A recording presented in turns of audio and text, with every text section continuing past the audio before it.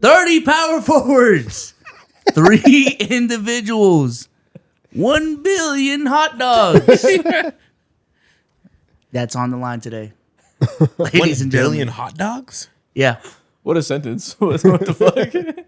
we're buying them in bulk. Costco got us. Okay. What are we doing with these hot dogs? Don't worry about that. Oh, God. Soft Actually, camera. that sounds crazy. You should worry. We might have to worry about that, actually. Wow. As you guys see by the title, we're here today for week 4 of What's the biggest- 2026 ranking season. What's the biggest pack? I feel like at a certain point, even if it's not like, you know how like you go to Costco and there's certain items where it's like, okay, it's only 2 items that you can get of this. Like you only get like 2 cartons of eggs or whatever because it's a shortage. Even if they don't have that limitation, I do feel like if they see you put like 10 packs of hot dogs, it's like, all right, They're going to arrest you. this is not even a party that needs all that. Like, what are you doing with this? They kick you out. What are you doing with these Franks? Surprisingly, Franks are not the topic of today's conversation. No. We're here today to rank the top 30 power forwards in the NBA. As you guys have seen for the last 3 weeks, we've gone through point guards, shooting guards, and last week, small forwards. Today, we're at the power forwards list. Solid list, I think. I think I got through about 25 names that are really good. Had to put some stinkers at the end. But the top 15 of this list specifically, I think should be very interesting. 25. I think I got to like 17 that I feel really good about. And then after that, I was like, do I really want to sit down and debate about this for 40 minutes in my head? And I did. That was not fun. Yeah, I think it's mostly the top. It's a very strong position at the top. As you guys know, if you saw small forwards, we did put LeBron James, Kevin Durant, those type of guys on the small forward list because we said those are the most famous small forwards of all time. They're going to remain on our small forward list until they retire, even though I guess they play power forward today, wherever LeBron signs. There's another thing I should point out. We're recording this on Thursday, July 23rd. If LeBron James has already signed, by the time this has come out, we will be traveling on vacation, and we have not had talked about it. So if you're here because he resigned 3 days ago, for all I know, we're not going to talk about it because this is recorded in the past. Anything we talk about that has to do with those teams will not apply to today's rankings. Okay. Listen, man. I just want these glizzies. Let's do it. 1 billion of them, too. We're throwing it back. Whoa. That's crazy. He was bragging. I unmuted The cranium is crazy. Oh, my God.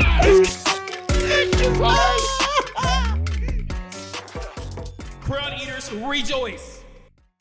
So you guys know how this works. We're going to reveal all of our list in blocks of 5, going tier by tier until we see all 3 of our opinions of the top 30 power forwards in the NBA. Where are we starting? First off, Donovan. At 30, we have Kuminga, 29, Kyle Kuzma, 28, Tristan DeSilva, 27, Jeremy Grant, and 26, Santi Aldama. Ooh, I did forget Jonathan Kuminga exists. Did not put him on my list. But good shot What? for number 30. I completely forgot about him. You've been twerking for him for the last 3 weeks. Thompson, Kuminga this, Kuminga that, Kuminga defense, Kuminga lob threats. Kuminga You defense. forgot about him? I can't believe you said I was twerking for Kuminga. You were twerking. You kind of have been. I don't give a fuck if they sign him, by the way. I don't really care if they Which sign him kind or of not. makes the twerking a little bit more shameful. Yeah, I know. I kind of like don't want him. I'm just like settling. Like I don't care if they sign him or You've been not. actively busting it down. That's funny. Which you gotta mention. We're recording this on July 23rd. Kuminga might be a Laker by the time you're hearing this, or he might not be. He might still be a free agent. We don't know. He might be a Cav. I will be perfectly okay if he's a Cav. I'm not twerking for Kuminga. But to your point, while Kuminga has been flawed, we've talked about him for the past 3 years as being disappointing and fizzling out of the Golden State era when he was supposed to be the next scorer to help Steph Curry in his transition to his older years. He is still a solid player. I mean, number 30 is still fair, right? He still deserves to be top 30 with the presumption there being he's like the lowest level of starting caliber power forward. I think that is fair. And if he is a Laker, I do think playing on a team that has lead playmakers where he can focus on being a play finisher, running in transition, using his slashing as a secondary form of offense, hopefully using that athleticism and his good rebounding abilities to translate to good defensive value next to those non-athletic ball handlers. I do still think he has some value and could be around 30. In fact, I think he's probably better than Kyle Kuzma. Maybe. I think like both of them have 2-week stretches where they could be like where you watch them play and it's like, okay, we actually can build something here, but both of them are right on that line where if they are your starting 4, it's like, all right, we're getting creative with our team building, and we're taking flyers, we're taking opportunities with these guys there. And I think that for Kuminga, his highs are probably higher than Kuzma's at this point. I just think the two places that he's been, whether it be in Golden State or in Atlanta, the idea that like, yo, these teams really do need what you do. These teams need the idea of what you do well, and you just have not been able to do that consistently. And so I think with Kuminga, a lot of it also is just maybe mindset, maybe attitude, and his ability to adjust to a role. Whatever you want to say about Kuzma and his ability to execute in that role, I know that he's more willing to be locked into and accept any role that he's given. So that's whatever difference that it is between 29 and 30. Okay. Yeah, unfortunately for Kuzma, his lows are much lower than Kuminga's too, I think, which is crazy to say. I think Kuminga has... Last year, he didn't shoot well at the rim. He shot 60%, which is really strange because for 4 straight years of his career, he shot over 70. So for 4 years to start his career, he was an elite rim finisher. And we could always give him that, right? That he was going to crash the boards and be an elite slasher. Last year, he was a bad slasher, which is weird. I think we can give him the pass and say it's for team environment. And We do it with shooters all the time, too. Yeah, so like, I think it's you a can weird have year. 1 year. It's weird for your rim finishing to fall off by 10% in a year in which you're clearly still at your most athletic and you're not injured and stuff like that. So weird, but I feel like it's probably a blip. And like we said, if he's on the Lakers or maybe even the Cavs, I guess, if that ends up being the case, and he's with good ball handlers that can set him up, playing in a good offense with some flow to it, I think he'll get back to at least giving you, for the power forward position, like high-level slashing and rebounding. I don't know if there's shit Kyle Kuzma does at an elite level anymore. He tweets at a No, he tweets at a terrible level. Exactly. He'd be on the internet. He's a volume shooter. He is. Yeah, exactly. So I can understand having Does he the group dress better? together. Who, Kuminga? Kuz than Kuminga. I think Kuminga dresses better. What's Kuminga's dressing bag like? I've never seen his outfits. It's pretty deep actually. It's like really calm. Really, he's like that? Yeah. Honestly. Kuzma obviously is a try-hard when it comes to dressing. Yeah, I think Kuzma, he like throws Hail Marys every time. Yeah. Yeah, he's much more experimental, but like, do we give him any type of credit for that? Oh, Kuminga does have a bag. Yeah. Okay, some shit I would wear. Yeah. Okay, shout out Kuminga. Camille, like he's like that actually. He's like that. Oh, he's definitely like that. Oh, I don't know about this one. What is this? Uh-huh. That's probably young Kuminga. It's fine. Give him a pass. Yeah, listen, everybody That's has hits and misses. I'm trying to find something for Kuzma that, like, in terms of he does this very, very well. I will give him the fashion, the fact that he does, try very, very hard at that. So Yeah. That's in his bag. Yeah, you know what the difference is? Not to get bogged down in the 29 and 30 conversation, but these are two, I guess, somewhat known players that are interesting to talk about. I don't think there's any team in the league that Kyle Kuzma will elevate as a starting power forward. I think maybe there's a world where he gets to a team environment that's not as downtrodden as last year's Bucks, and he could be a solid bench piece or maybe average starter. And I do think because Kuminga, while being extremely flawed and maybe doesn't have the mental makeup to want to buy into a small role, there's still that world where you can refine his couple really strong skill sets. I won't say elite skill sets, but very strong skill sets. And with the right team, like I said, I think it could be on a Luka Doncic team or on a team with a stretch five or whatever you can imagine as the perfect environment for that type of slashing. I think there's a world where he can be weaponized. Kuzma, I've lost hope. Yeah, I 110% agree. What's the next one on the list? Santi Aldama is on here. That's an interesting pick. I like him a lot. I like him too. I put him on my list as well. Me too. All right, next. It's me perfect. I agree with you. I think Kuminga is better than Kuzma, but just by barely. So at 30, I have Kuzma. 29, Kuminga. At 28, who is this Johnson? Keldon Johnson. That's why he's so Oh, forgettable. Keldon Johnson. Imagine Yeah. it's Jalen. Hell no. 27, I have Rui. And 26, I have Mamu. Oh my God, I have Mamu so much higher than you. Of course you do. Surprise, surprise. He's your savior right now. He's a One white of many. Laker. He's Yeah. top 10. Mamu's really good. It's this past year, like I guess it's a little weird because it was a 1 year breakout at 27 years old or 26 where he was last year. So I understand. He was like a per 75 minutes demon last year. Like, every Raptors fan screamed from the mountaintops that Mamu's the most underrated player in the NBA. And I think that title goes to Ty Jerome. I see why they feel that way though.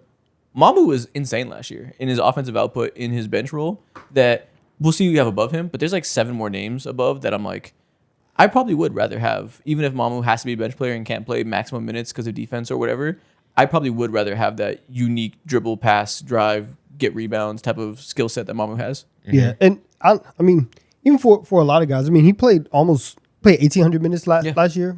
good. For, like a lot of guys, especially at this at this range, we're talking about bench pieces. Some of those guys are not playing these many minutes, and the fact that he did do that, he did shoot at a very, very high level. His rebounding, all the stuff. Like, I think there's a world, and obviously, and more likely than not, where he is super productive for the Lakers. I just think that there might be some other players that have done it more consistently than him, and so that's why I don't have him. I have him above this, but actually, depending on where you have him, we'll see. But I'm sure I have him the highest. Yeah, but I do have him above this. There's a couple names that I knew I was definitely not reaching, but giving him benefit of the doubt that what he did last year is real over guys who get more benefit of the doubt to people because they've been good for several years. Yeah. But if I'm buying what he did last year, because it was the first year he got that opportunity and really flourished into himself, he's a late bloomer, came into the league and took a few years to get going and kind of found himself last year. If I'm buying that it's real, the numbers are so undeniable. The way he did last year, like he had a 64% true shooting at 18 points per 75. Yeah. That's crazy for a bench scorer that also obviously is a solid passer, stretches the floor, good rebounder for his position. And he's not a good defender, but he's an active defender that provides value there, gets himself into passing lanes, high amount of steals and charges for his position. That I just think he does a lot of things, and the numbers all bear it out. Yeah, I agree. The only thing that concerns me, of course, is like how he just completely fell off and felt like he was unplayable in the playoffs. Yeah, I'm fair. not going to blame him, obviously, because it's just straight up a bad matchup having to face those two bigs and Evan Mobley and Jared Allen. Just not good at all. That But- Evan Mobley hammer got him. Yeah, exactly. And I don't blame him for that. This is his first year really being good on a consistent nightly basis. So that's very fair.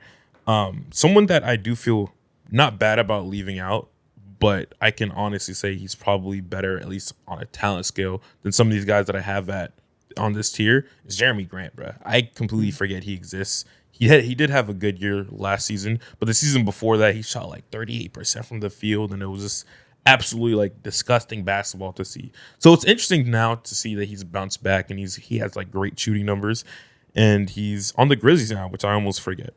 And I think he's probably going to start. I'm assuming so.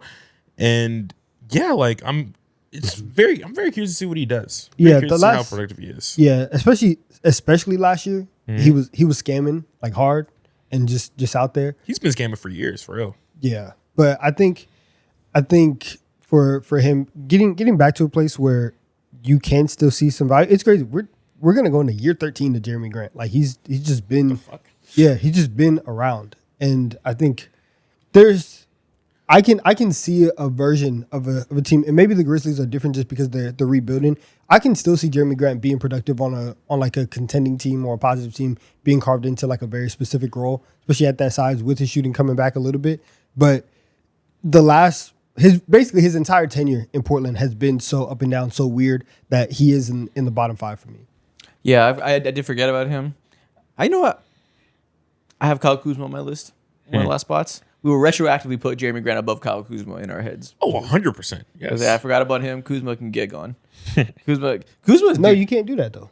I can't do what? You can't take Kuzma off. We was about to get bingo. Sorry, no bingo for us today. Because in spirit, we're taking him off my list. Ain't it so crazy? Oh, here's your list. Oh no, I did take Kyle Kuzma off. That's right. Never mind. I kicked his ass off for Ron Holland at the last second. Wow. Ron Holland. I mean, Ron Holland is Shout out to he Ron does stuff on Holland. the court. I love that for Ron. I was like, Ron Holland's horrible at offense, but he's an awesome defender. So I'll put him on here because he does something good. But I forgot about Kuminga, who I think is probably better than Ron Holland and Grant. So we'll say Kuminga gets 30. He got Bobby on here too. Okay. I had to put somebody on here. Bro, the last 3 spots I was struggling. I don't like Bobby Portis very much. Yeah. I just had to put somebody on here. Minus points for breaking bingo, though. I'm not going to lie. Yeah, sorry. Jeremy Grant and Kuminga get Bobby Portis in Holland's spot, I guess. At 30, I have Ron Holland. 29, Tristan Da Silva. 28, Bobby Portis. 27, Filipowski. And 26, Hachimura. Filipowski played a lot of center last year, but I think he is a power forward and going to play more power forward next year. But that's, again, I was really struggling with these last 5 names, and I just wanted to put somebody good. So I was like, I'm going to say Filipowski's a power forward today. Okay. Yeah. Okay. That's perfectly fine. Do you have Keldon Johnson on your list? Nope. That's so funny. The 6th man of the year ain't sniffed nobody's list. I'm assuming he's not on yours. No, he's on my list. Oh, wow. Okay. Interesting. Okay. We agree. Rui Hachimura is in this tier. I'm guessing, Donovan, you have him a little bit higher? Slightly, yeah. Yeah, slightly. Some people obviously disagree with that because he is the most efficient playoff shooter of all time. We talked about this whenever the free agency period happened and the Lakers kind of explicitly chose Mamu over him. I think that's the right choice. I think Mamu is a much more valuable basketball player than Rui Hachimura, who is a better shooter than like almost anybody at the power forward position. Literally the only thing he does above average value in, though. Doesn't rebound for a 6'9" guy that you would want because he's a fairly athletic, kind of bouncy guy a little bit. Doesn't rebound at all. Can't put the ball on the floor and create plays off the dribble for himself, which means he can't pass at all. Isn't a good defender fighting around screens or anything of the sort that requires mobility. It's not like he's making up for rim protection either. He very much is like just a very good spot up shooter. And he's a power forward on this list. He's really a 3. Just, Really a 2. It's really a Kyle Korver. Basically. But I mean, his shooting is very valuable. Yep. And if you didn't have Reeves, Luka, and old man LeBron, you could probably insulate Rui and his entire ethos a lot more than, and also, Ayton for whatever it's worth. But like, you can insulate him and deal with the downsides of Rui. And so for other teams that don't have an entire lineup where you feel like everybody needs to make up for this collective, 9+ defender lineup, I think there's spaces for Rui to go out and be even more productive than what he was, or seem more valuable than what he felt like in LA. So like for the Clippers, he'll probably be better, maybe. I doubt it. Because now there's less people to set him up. He's getting all those corner threes off of Luka, LeBron, Reeves gravity. I think Rui's just Rui, honestly. Nah, I think Darius Garland and Keaton Wackle set him up pretty fairly. He's probably gonna average, 13 points. If it's 17, Donovan's gonna lose his mind. It's gonna be like Dylan Brooks all over again. Nah. And I respect it too. Donovan's gonna be a Rui guy. Listen, I'm going to Japan. I gotta go. But yeah, I mean, obviously Rui I need deserves 20. 20? 20 and I'll go to Tokyo. If Darius Garland misses a lot of games, yeah, he can get you 20. Dude, no, he can't. Well, Darius Garland missed a lot of games. Who's running point? The offense is going to be Wagler. horrible. Oh, God. Rookie Wagler? It's a lot to put on him. His career high is 13.6. Or no, 13.8. Do you think he can get to 20? No, zero chance. You can't get the 20 not dribbling. It's tough. Yeah, he got to get to the line. That's Klay Thompson. Yeah, you're going to play. But yeah, he obviously deserves to be on this list still, even though I'm harping on him being so limited. And so far that I'm not worried about the Lakers losing him like some Lakers fans wanted me to be. Still a good player. Like we said, even only being a spot-up shooter has value. If you're going to do one skill in the league, it's probably shoot really well. That's how you give yourself the highest floor if you're going to be a like one-trick pony type player. So I think 26 is still a solid player. Like 26 to 27 is the line of players I want on my team. Filipowski and Hachimura are the last ones that I'm like, I would like to have you. Bottom 3, I had to just put guys. But I guess I'd like to have Silva in some ways. But really 27 is a line where I'm like, I think you could start on some teams. I respect it. I like that you have Ron Holland here too. I didn't put him on my list. He was like one of the first just cutoffs. It's super tough for him in the situation in Detroit because he just is another one of those guys who just can't shoot for a lick, but he plays hella defense. He's a great slasher and all that, but they just have one too many of those guys. Yep. I pray that he like has some form of jump shot because he could not start on a lot of teams, but he could be a valuable bench piece for sure. Yeah. All right, let's go on to the top 25. At 25, I have Santi Aldama. 24, Keegan Murray. 23, Miles Bridges. 22, PJ Washington. And 21, Tari Eason. Whoa. No way. Oh yeah. So Keegan, he's on my list as well. Last year was just weird, and so I think I gave him a little bit more grace just because he missed a lot of time. He did, and the shooting was so bad that because like on the small forwards list, I didn't rank Jimmy Butler even though that he played more games than Keegan Murray. But I was like, you're aging. I have no idea what to think about you. Keegan Murray's still young enough to where I feel like even once you come back, I know what you're going to be. And you're going to be Keegan Murray. You're going to be somebody who shoots, just decently. And it's not going to be the 27% that he shot this past year. So I gave him a little bit more grace than what you did. Yeah, I'm not considering him a non-shooter or anything. I think this is still... I think Tari Eason and PJ Washington is a good company to be in. I think these are all the same caliber of, like, non-needle moving but good big wing type of players that can be in your lineup. And obviously, if you have a team like the Lakers who are offensive oriented, I would love to have this caliber guy at the 4 who can give you some defense and give you a limited skill set, but a skill set that's important for a team that, like I said, has offensive oriented stars, which is kind of like every team contending. Most of these guys have offensive engines that don't provide a lot of defensive value and need to be covered up. All 3 of those guys have a lot of size, can do a lot of versatile things with it, defending like 2 through 4, switch on the 5s a little bit, but you're not going to put the ball in any of their hands. They're all kind of corner sitters and like force multipliers for the guys I create. I'm also just assuming that he shoots like league average. Yeah. And it isn't. But it is a little concerning that every year of his career, his shooting's gotten worse. It's a little weird. No, that is very literally every single metric is just worse. It's weird. And also, he shot 1.5 shot attempts per 75 minutes at the rim last year. 5 short mid range and 2.1 long mid range. Does not get to the rim and's gotten worse from 3 every single year. He does have to be saved.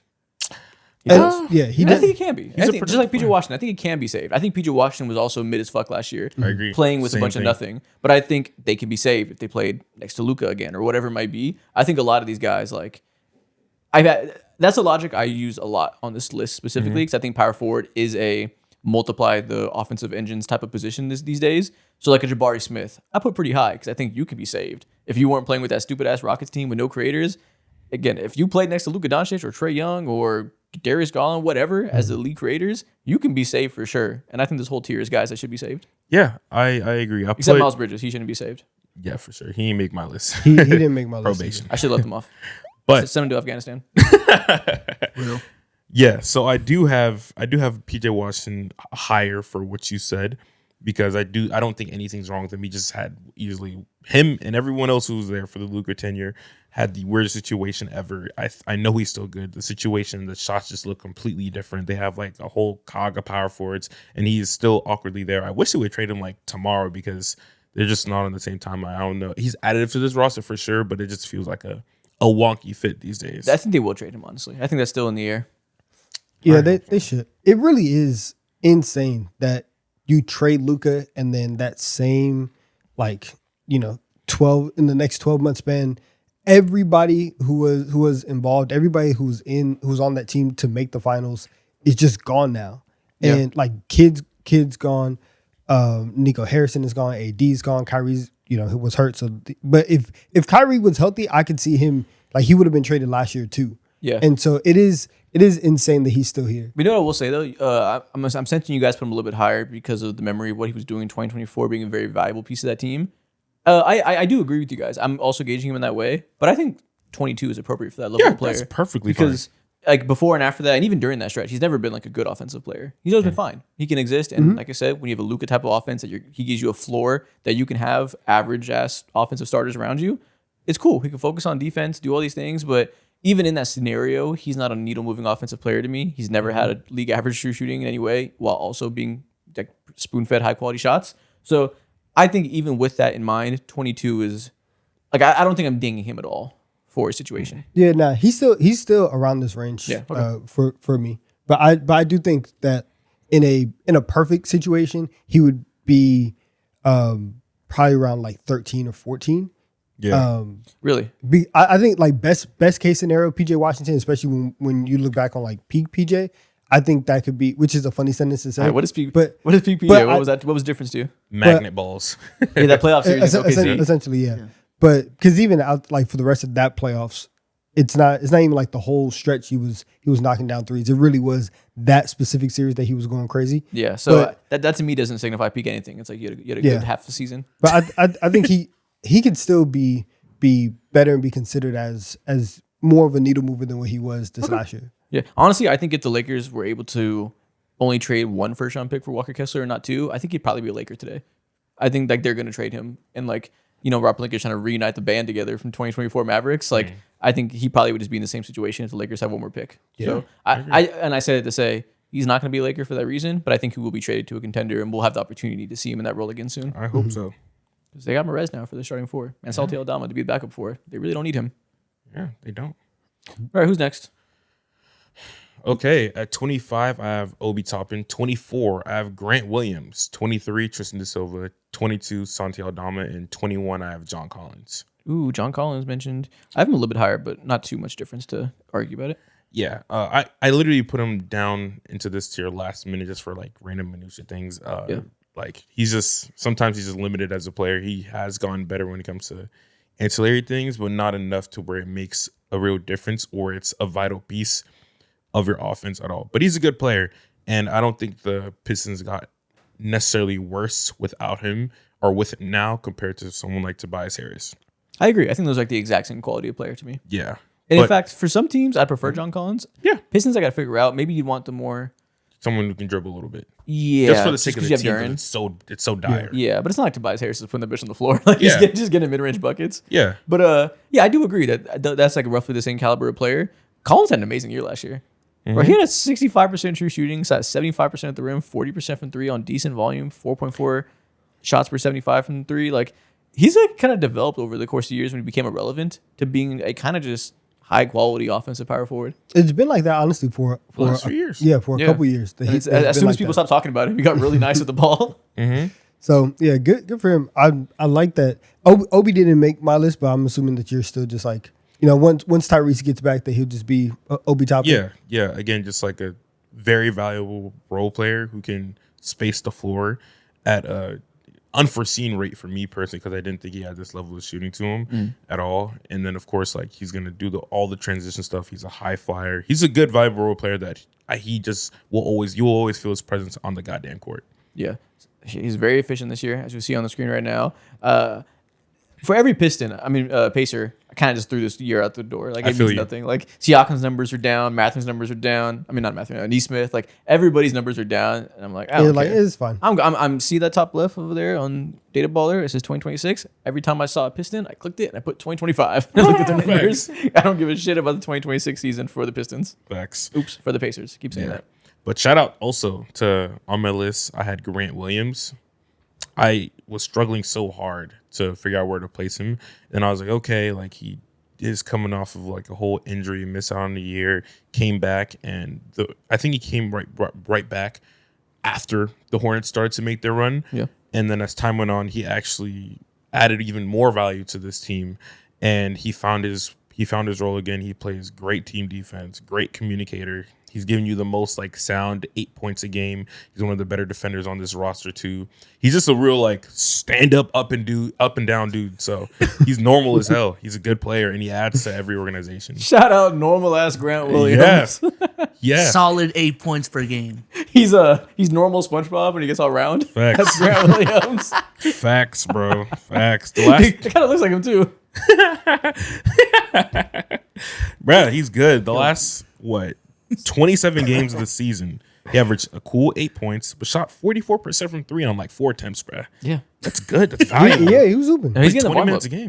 74th percentile on 3-point volume per 75. Like he is a spacer for real. And have him and Naz Reid now. You Yeah. kind of always have that level of spacing from the power forward position for 48 minutes.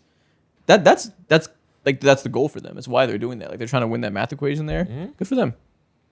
Shout out Tristan De Silva. Again, I love Santi Aldama. Santi Aldama is so good. He's so Same. unique, and his long ass neck just looks a little weird and unique out there. And it just works. He's just slithery and he's just cool. He's a very good offensive player. Points for neck. Yeah. Points for neck. No, we don't beat Bezos' pro neck. He shoots 71% at the rim. He's while a not hooper, being bro. I crazy. love He's him. such a hooper. The way he moves is just fun to watch.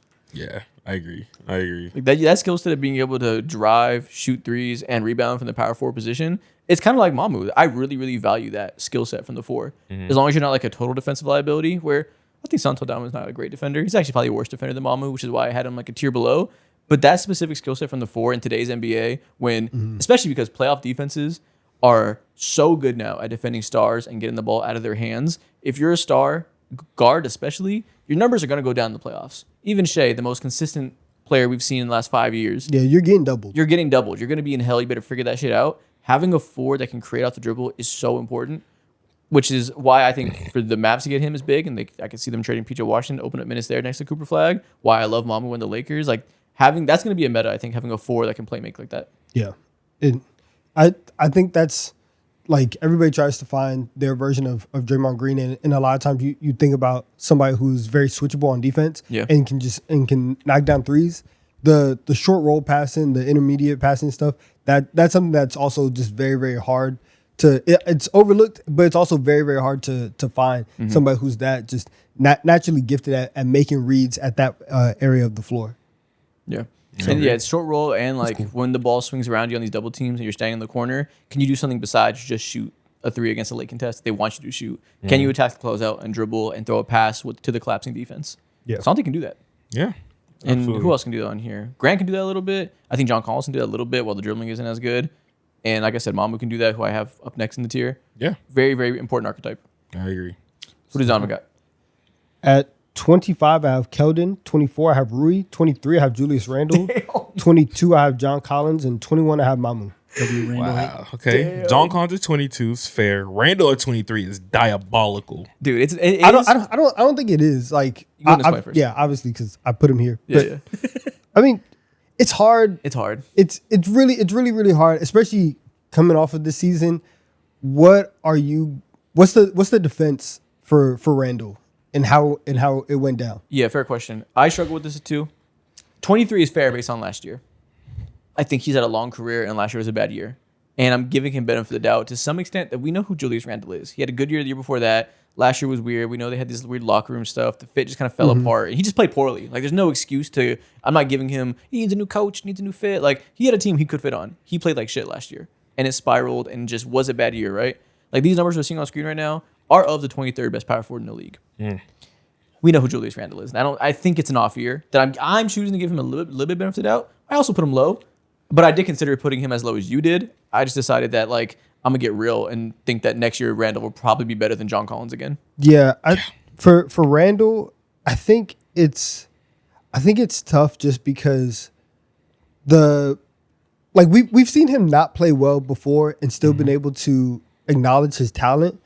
But I think when Randall has his because every season there's always like a 15-game stretch where we're like, yo, what is Julius Randle doing? And a lot of times it's very, very clear because you can see you can see his engagement level drop defensively, offensively, multiple times a season when the shot is not falling. And for 2 of the last 3 years, really the last 3 years, it hasn't fallen like amazingly. And I think when you leave New York and there's, some things about just the general vibe of the team after you leave.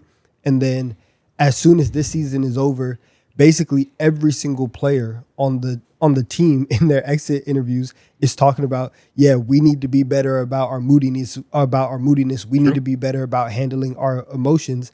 And that being something where it starts to spiral and it does start to affect the team as a whole. I think that being a consistent issue and a consistent thing that you can look at with Julius Randle and say, yes, you are going through something bad, but you have something in you that is now making those things compound upon themselves. And that's very, very hard for me to defend. And clearly the players felt that, the Wolves felt that. Julius Randle is a guy who averages 20 in this league. He got salary dumped. Yeah. Like, they didn't care. They got a worse pick. Like, it didn't mean anything for the Timberwolves. They just said that we had to get him out of the building. And that means a lot to me for Julius Randle. So that's why I did put him as low as I did. Yeah, no, it's fair. It's definitely fair. I can't really justify my positioning of him. I think it's like, I just feel bad, I guess. I'm like, surely you're not this unvaluable and surely you can be better. It's kind of like we talked about this for a few of the people on previous positions where I'm like, kind of like the Zach LaVine thing where I'm like, I'm just choosing to believe you're not like somebody that a team would deem worthless. Like, I'm choosing to believe that next year you'll bounce back, and it's pure blind faith. And I guess me trying not to overreact to one bad year. But if there's ever a player that you can take at their lowest because the ceiling that I'm describing isn't even that good, it is Randall. Like, it is fair. And with Levine's been in Chicago and he's been in Sacramento. Yes. Right? Those two, we had 2 months of a positive Chicago Bulls experience 4 years ago. That's been the peak window when you can actually judge Zach LaVine in terms of like, he's in his prime, he's in a winning situation, whatever. For Randall, the last 2 teams that he has been on have been very, very good. So it's not like the situation around him is something where, you have to really go get it out the mud.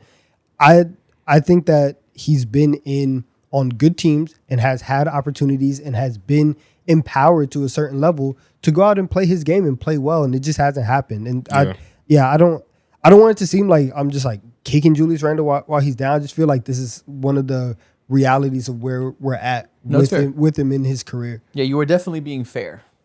Well, you're definitely being realistic. I'll say that. Whatever you can deem your own fairness. I feel like I may be like just but not fair. Yeah, you're being just. There you go. That's a good way to phrase it. Yeah. You're not being ridiculous. I completely understand it. going back to what you said when it comes to players who are similar-ish to Santi Aldama and Mamu, when it comes to their ability to attack a closeout, dribble a little bit, pass a little bit. In this tier, obviously for you, like Randall is the best at that, without like being a star or superstar or whatever, or however you want to categorize that. He's the best at that, and that's very fair. And how I view him now is like, okay, like you've made your role in the NBA like super clear. You're not a star because you just don't respond to controversy well at all. And at every point of every single NBA season for teams who are expected to win at any certain level, in the playoffs specifically, like you're gonna face that, and he just faces it in the worst way possible. Not even the postseason, the regular season too sometimes. And when it comes to that, that's I can't justify that at all. All I can do is talk about him and how he played pretty well when it comes to the series versus the Denver Nuggets. His numbers aren't like super outstanding, but he did average like 19 or whatever. He shot decently from the field, not the best, but it was okay. But he was a catalyst for them like embarrassing the Denver Nuggets. And he's a good player. And for my expectations on the Brooklyn Nets, he's in the perfect environment to where there's no pressure at all. Just elevate us and make basketball a little bit easier for people. And he can do that. Yeah, I'm kind of excited for his fit on that team, that you have the big forward next to him that can give you the spacing needed.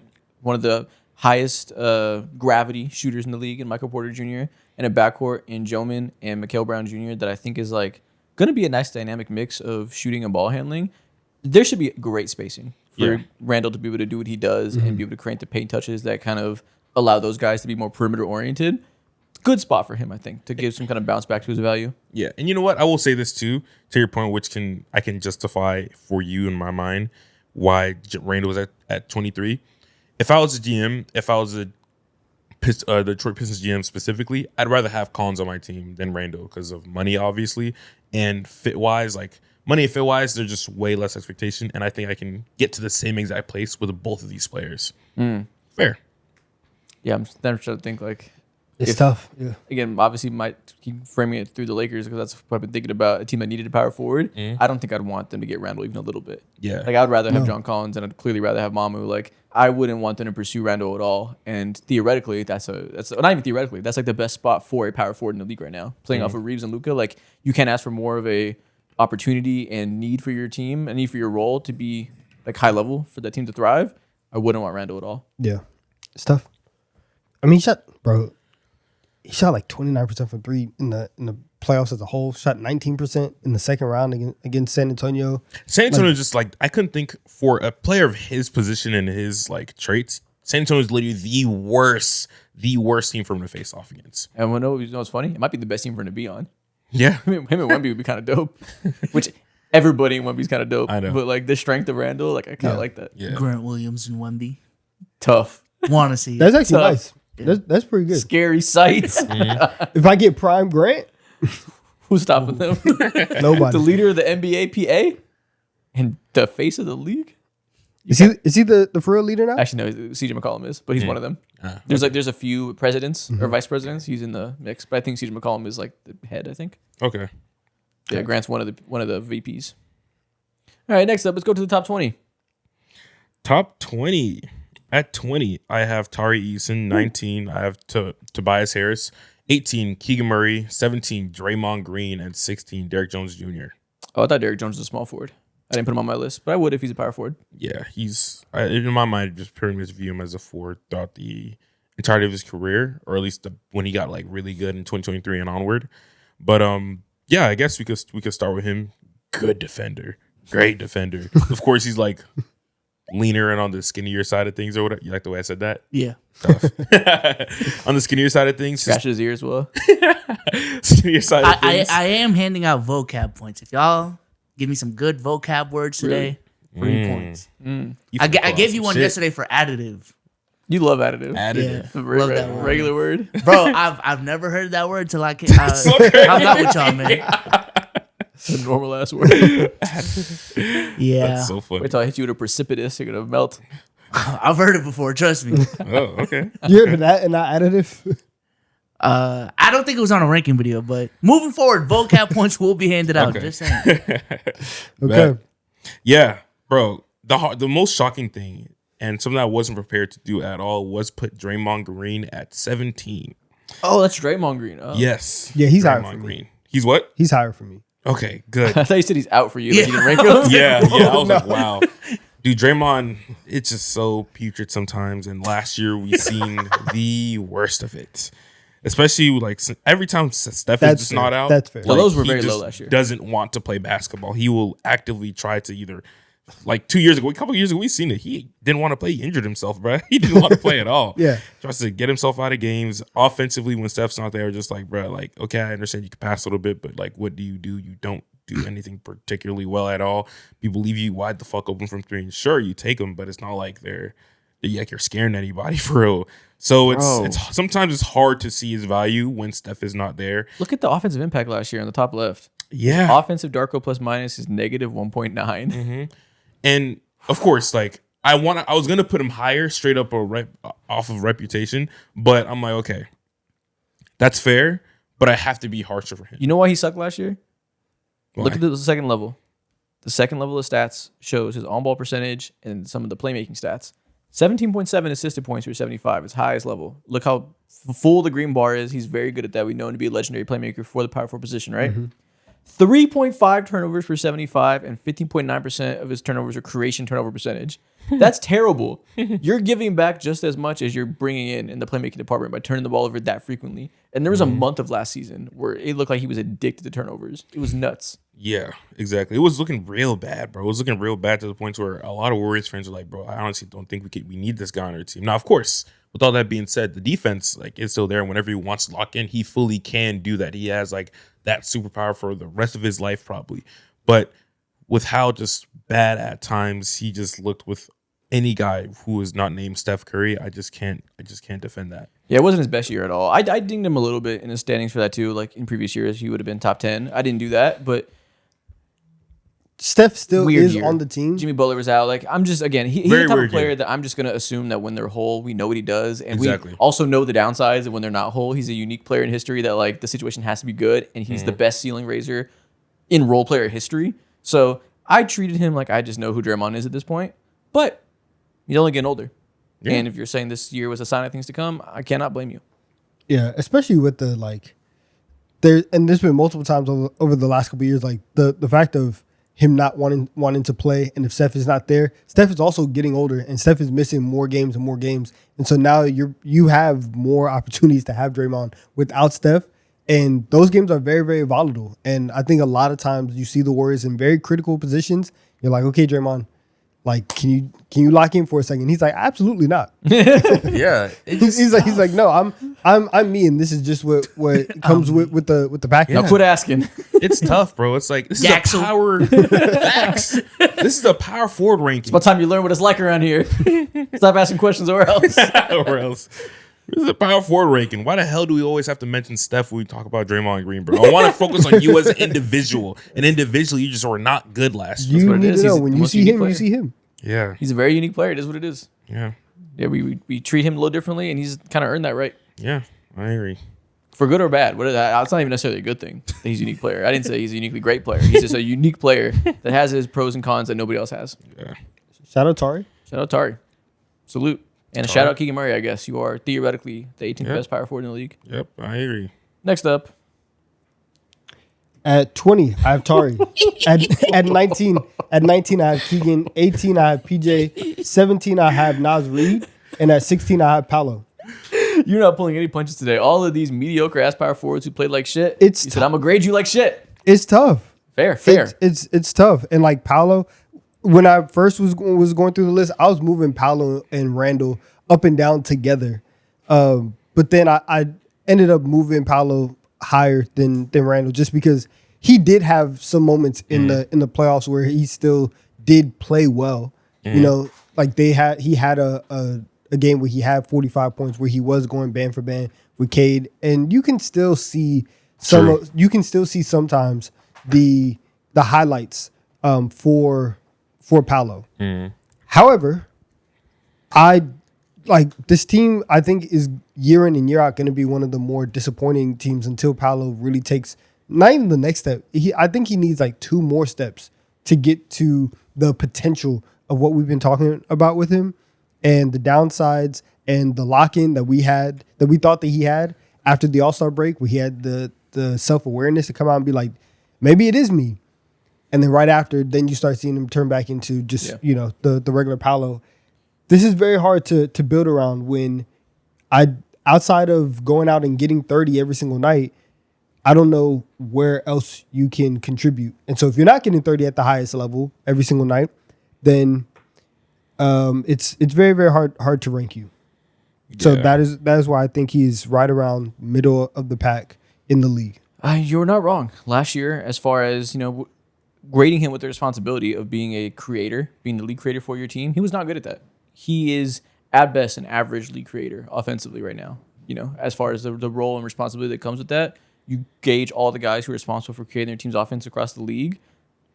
As far as the teams that are in the playoffs, he's on the lower end. Mm-hmm. And he doesn't bring back defensive value at all. So I do, for everything you just said about the mentality stuff, I still kind of have some part of me that has faith that he'll kind of reach a point that maybe he's not what people thought he could be as one of the best players in the league, but he becomes a good version of this player. I kind of like buy into his mindset and the skill set there, and like the flashes we see in those few games that we give him credit for when the playoffs start every year, that I'm not writing him off as being a guy who just can't be an all-star level creator for your team that gets you anywhere. But thus far, he just has never once proven for an entire season that he is good enough. Yeah, I agree. And I mean, so right now we're gonna go into year 5, and I think this is about the time where we can stop being like, oh yeah, I still have hope. We said this last year when we talked about him. We said we give you one more year, and next year we'll be done having hope. Yeah, I no longer have hope. I'm just saying that to say I'm not writing him off, but I will not be going to next year assuming a leap of any sort. Yeah, it has to be proven. Honestly, like 2 or 3 times before I fully believe that is who Paolo is. And I mean, the shooting, he shot the worst that he shot in his career this last year. To be fair, dealt with an injury that slowed him down for a chunk of the season, which it was something. I mean, he still played 72 games. Sure, but it was an injury that lingers. And I think between that last year being out with the oblique injury, and this is more of like a Magic thing as a whole, and we talk about it a lot, where I wonder where they're at with how they feel about the development of the team and Franz and Paolo, and do they feel like they are 65% of the way to the proper build? Do they feel like they're 80% and they're missing like one piece or something? Because the continuity between those two guys is not there, and very clearly they're trying to be another version of what the Celtics were, where you have these two forwards that can take over games, that can be very dominant. And we saw Jalen and Jason figure it out. And even before they actually won the title, they were still making deep playoff runs. Like, the knock on them was that they just couldn't execute in the last 5 minutes, right? But they were making conference finals. They made the finals in 22 before they got there in 24. We haven't seen this team win a playoff series. And that's something where under Paolo and under the Magic in these last couple of years, it's not really there. So the production is we're starting to stack up years of non-production, not moving forward in the playoffs, and that's kind of a big issue for me. Yeah, I do find that interesting because I saw a tweet yesterday talking about the continuity of teams, and I think, if I remember correctly, since 2023, the Magic and the Celtics are the only players who have like 4 players from the 2023 roster. You're correct. And that's not even counting Paolo Banchero. Everybody around him has been there for a long time. So, yeah, you're right. He's had his nucleus in place since the day he stepped into the league. Yeah, so they clearly believe in that core. But you know what sucks? That core is clearly not good enough and clearly doesn't fit. So they're just committing to a team that for 3 years we've all said, you got to change the shit up. Yeah. What's sucked about them, too, is like if you, awkwardly enough, look at the numbers, net rating and all that, they are a good unit together, but the thing is, like, they don't be playing together as often because someone's always going down with some catastrophic injury. Last 2 years ago, Paolo went in, or I think Franz was out with like an oblique. Next thing you know, when Franz comes back, Paolo's out with the same thing. This past year, Franz was out again for some time, and then Paolo, he was dealing with injury the entire year. Jalen Suggs dealt with his own thing, so they've never had, like, I'm not gonna say a fair chance, because even if you are there, like, we need to see chemistry. We need to see, like, at least like fluidity offensively, and we tend to not see that. And yeah, it's literally now or never, considering they made their all-in move last offseason for Desmond Bane, and since then they didn't do jack shit this offseason other than waive Jonathan Isaac, and then sign him right back. Other than that, nothing has happened, bro. And obviously, like, it's all or nothing too, because they fired the head coach. Cool. Jamal Mosley deserved to be fired. They hired, I think his name is Sean Sweeney now from the Spurs, and they're hoping to have like a whole new offensive philosophy in place.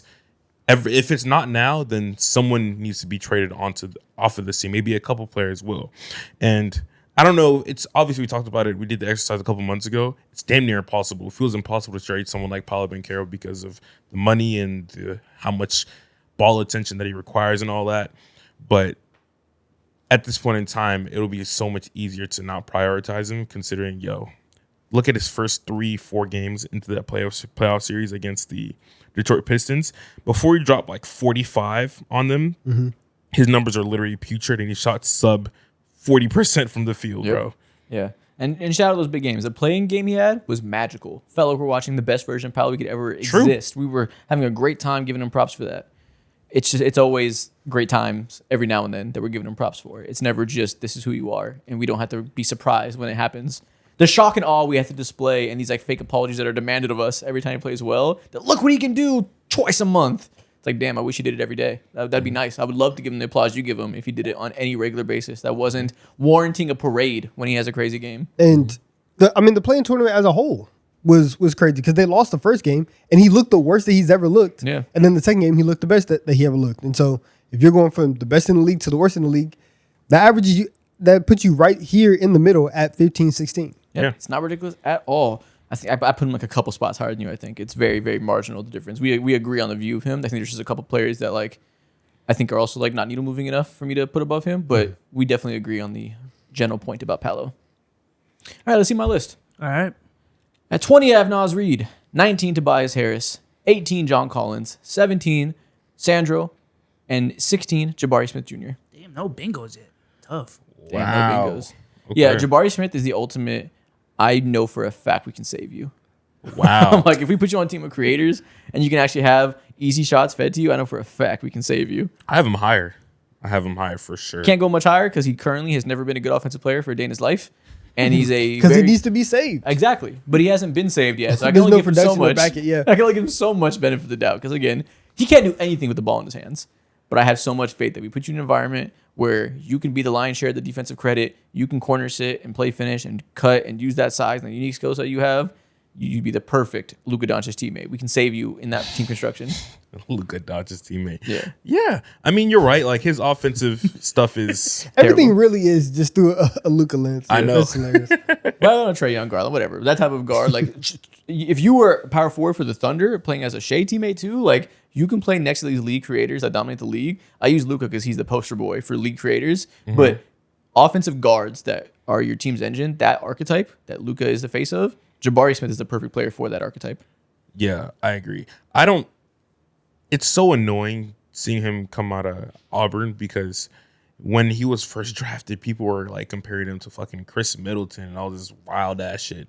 And I just don't think he ever had that into his bag at all. Yes, that's a real You said sentence Chris that I said. Middleton? I know Chris Bosh and stuff. Chris Middleton, he's so random because he's so much like more guard-ish. But Yes, I know your I point. agree. He was perceived to be a guy whose ball handling would develop. Yeah, You know exactly. they love a good KD comparison. That was And- also there. Yeah, and those things should have never been there at all. And all people did was Hero. like project. And he's a good player. He's a great player for what he is. He's one of the better defenders at his position. Obviously, when it comes to shooting, he is the only guy outside of KD who can do that on a consistent level. Although we didn't see in the playoffs because the situation was just completely dire. They had no guys who can create for him at all. I think he's good, and I think he'll add so much to a lot of teams. And he added as much as he possibly could to the Houston Rockets. The situation's just fried. Yeah. If they could ever get a guard that can drive downhill and create offense, and we're not doing these elbow touches from Şengün as our lead playmaking, and we had actual driving kick basketball, Jabari Smith is going to be a revelation to a team. One day he'll leave the Rockets and go to a contender in that exact situation. Maybe he'll go play for like Dylan Harper and Wemby. He'll come be the third option there in 6 years or whatever when they need a power forward. And we're going to be like, holy shit, I wish Jabari was playing with a good guard for his whole career. Yeah, but he You had got a to good get season. Şengün out of here. That alone wouldn't even fix it. We need to get Şengün out of here and then like Garland in here or something like that. Yeah, I agree. But he had a good season last year. 45% from the field, 36% from three, 16 points, 7 rebounds. Good player. How do we get De'Aaron on the Rockets? He almost there for like 2 seconds. Was that like a part of the teams that he wanted to get traded to? Yeah, like Yeah, 'cause you want to go to Texas. Yeah, like obviously it'll have to be like a 3-teamer because the Spurs are not getting Şengün. But we need the air in there. Yeah, stand for Jabari. That wouldn't be. There you go. bad. There's your answer. Trade him for Jabari. Well, he wouldn't makes be so much bad. money. It's tough. But How do we get De'Aaron and Jabari there? Is the thing. yeah. Well, I don't care about that. I want Jabari with Dylan Harper and Wemby. De'Aaron can go chill with Şengün. That would be disgusting. Yeah, that's fine with me. But yeah, I have Mamu at 17, who I think I would rather have than John Collins, Harris, and Reed. I think he is very similar to Reed in an archetype of these power forward size guys that provide you a lot of spacing. I can give you like real shooting in a quick trigger way, not just like I can shoot an open shot, like real impactful shooters that can also dribble and create. I just think he's a meaningfully better playmaker. I think he's a very good passer for his position. That Naz Reid is like his ball handling and like driving capability gives you that, but he's not making like crazy reads or anything.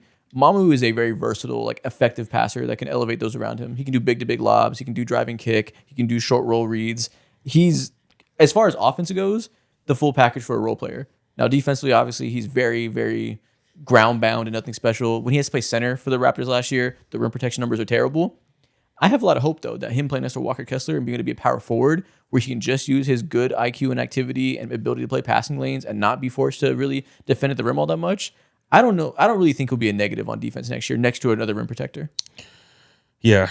Look at all this green. He's a per 75 demon. Look at this. This is nuts. I think 17 is doing a lot, but of course I understand your situation. Your situation. Yeah. Like he is. Me looking at the evidence, it's John Collins and Naz Reid conversations. I don't think it's doing a lot. I think at all. both of those players are better than him. And Fuck no. obviously, fuck no is insane. Fuck no. This guy couldn't play in the playoff last year, bro. He got Again, hammered. Yeah, he got hammered by Evan Mobley in one series. I agree. He's a role player. All these guys are role players. You think John Collins is never in a situation where he get locked up by Evan Mobley? Like that's not, I didn't put him at 10. His playoff performance is not an indictment of anything. John Collins would never. He would never get locked up by Yeah, Mobley. he couldn't. Like, yeah, he had a bad game and a bad offensive situation. He's going to a much better one that they really needed him in that series because they were so down bad of creation and shooting and all that. It's more of a Brandon Ingram thing too. Yeah, it was an no, everything, no but- Ingram, no quickly. Like the entire offense of the Raptors has been bad for just mid for a long time. Yeah, so they really needed him to shine and he didn't, right? I do think you saying like absolutely not. Yeah. Absolutely not to what? Too much. To what, John Collins? Yeah. To Mamu being like the way you're describing it right now, it sounds like you're saying like Mamu's in like a different tier. No, they're right next to each other. It's not a tier, clearly. They're like- They're right next to each other. The way you are speaking, I'm saying kind of defies the. Well, I feel like he this. was saying those are better players than him in a very definitive way. And to me, I'm saying it's absolutely not definitive. I said you're doing a little too much. That's all. Nevertheless, you said those are better players than him explicitly. And I think to say that those guys clear him or whatever you mean, whatever. Yeah. To say that, I feel like the implication was they shouldn't be next to each other or he shouldn't be right above them. Because clearly I think they're all similar caliber. That's why they're in this tier. I think I would rather have him because of versatility and they're similar caliber players that they're close enough that I'll take him for the things he did well last year. And I do recognize that it was 1 year and one situation. He's a very new player that if you want to say you don't think he's proven to you year in, year out, he can be that player again, that's a fair argument to me. If we're just not taking it at face value and saying that he needs to prove to you for one more season that he's at this level, cool. But I think if we are looking at what he did last year for the entire year with the Raptors, I have zero problem saying he's better than John Collins and Naz Reid, who are they similarly have very high highs. We talked about John Collins. I think his ability to be a role man and an impactful three-point shooter makes him incredibly valuable as a power forward that can be a legit pick and roll partner next to a 5, which is why I think I have John Collins pretty high too. I also really, really value him. Doesn't move the needle enough defensively for me to say that gives him points over Mamu. And then the playmaking gap is so big over guys like Harrison Reed who do nothing there. And I think that's really, like I mentioned earlier, that is a role that I think is going to become more and more present for top level teams, power forward or just big wing type guys that can create and play make for others, playing off of these aggressive defenses that guards have. We haven't seen it yet because Shea doesn't have a guy like that. Everybody around Shea can't pass for shit, and that's led to issues. Luka had that with LeBron at times last year, couldn't see it in the playoffs. So maybe that could have been the same type of revelation for people. But he's LeBron, so people weren't going to take that as anything other than he's fucking LeBron James. But that idea of that big forward spot, being a guy who can play make for others off of those aggressive playoff coverages, I think is going to be a meta in the league that we see go across the entire league. Yeah. It just, for me, when it comes to looking at Mamu and all these other team names on this tier, he's clearly the worst defender here. Clearly a and, worse defender than Naz Reid? Naz Reid, I think Naz Reid and his length like lets him live on defense, lets him be annoying sometimes on defense. Obviously, he's not like doing much at the fucking on the perimeter, but he's there and he can move his feet. And I think shit gets real dire, and there's reasons why. Like he is like when it comes to ultra big lineups and shit like that. Obviously, Rudy Gobert clouds a lot of shit. There you go. That's the answer clouds to a lot me. of shit. But nonetheless, like he's neither of these guys are rim protectors.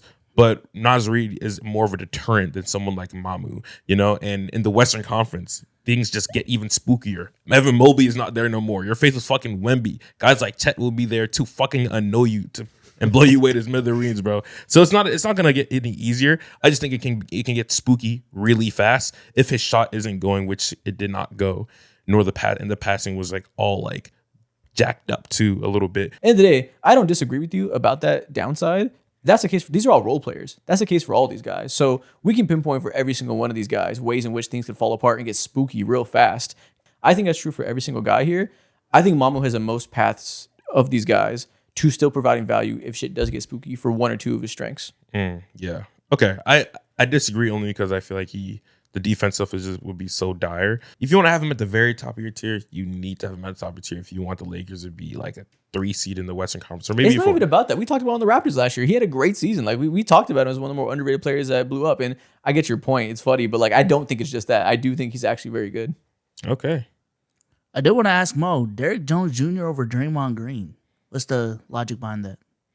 Derrick Jones Jr. can play with anybody and be good. Draymond can't. Like Derrick Jones Jr., he's gonna like jump up really high and he throw any pass towards the rim, he's gonna dunk that bitch. Derrick Jones Jr. is gonna play good defense. Obviously, Draymond Green gonna play even better defense. But Derrick Jones Jr. is just like he has so many ancillary skills that are just straight up better. Now, if you want to ding him because of health, that's 100% fair because he hasn't been healthy for real consistently over the last 2 years, last season specifically. But for me, I value that. And I think Derrick Jones Jr. is a prime trade candidate. I like to see him on the team like the Lakers or whoever else you can think of because he just gives you like immense value and he's always like a positive there. Okay. Good answer. You defend myself. Good answer. Points for having an answer. That was a good answer. I like that. I would if I put Derrick Jones on here, what would I rank him? Probably like 22 or something like that. If we put him on our list, what about you? I'd have him above Keegan. Actually, he'd probably be maybe around here. I think I might take him over Naz Reid. Naz Reid would be the line. Did you guys put him on the power forwards? No. Ah, okay. I think I'd rather have Tari Eason. That's the line I'm looking at on Donovan's list and your list. I think I'd rather have Eason than Jones. Yeah, I mean, they're both like shaky shooters, so I can understand that. Yeah, I think, and Derrick Jones is like a supreme corner sitter. I think Eason can do a little more slashing, and I think Eason's defense is more impactful. But it's close. They're both very good defenders. Yeah. I would love Derrick Jones Jr. on my team, man. Derrick Jones is so good. Yeah. It's crazy. He's been in the league for 10 years, bro. Jesus, this guy won a dunk contest. We forget about that. I Against Aaron completely Gordon. forgot about that. Against Aaron Gordon. He beat Aaron Gordon in a beat dunk Aaron Gordon. contest. That's crazy. He beat Aaron Gordon in a dunk contest. Yeah, that was the second time, right? I think so, yeah. I'd be so pissed if I was Aaron Gordon, man. What Yeah. the fuck? It's like I'm never coming back to this. He's walking around getting robbed. He's not coming back. I know. Now he gave up. Listen, he can't do it now. So y'all don't appreciate my skill set. Fair enough.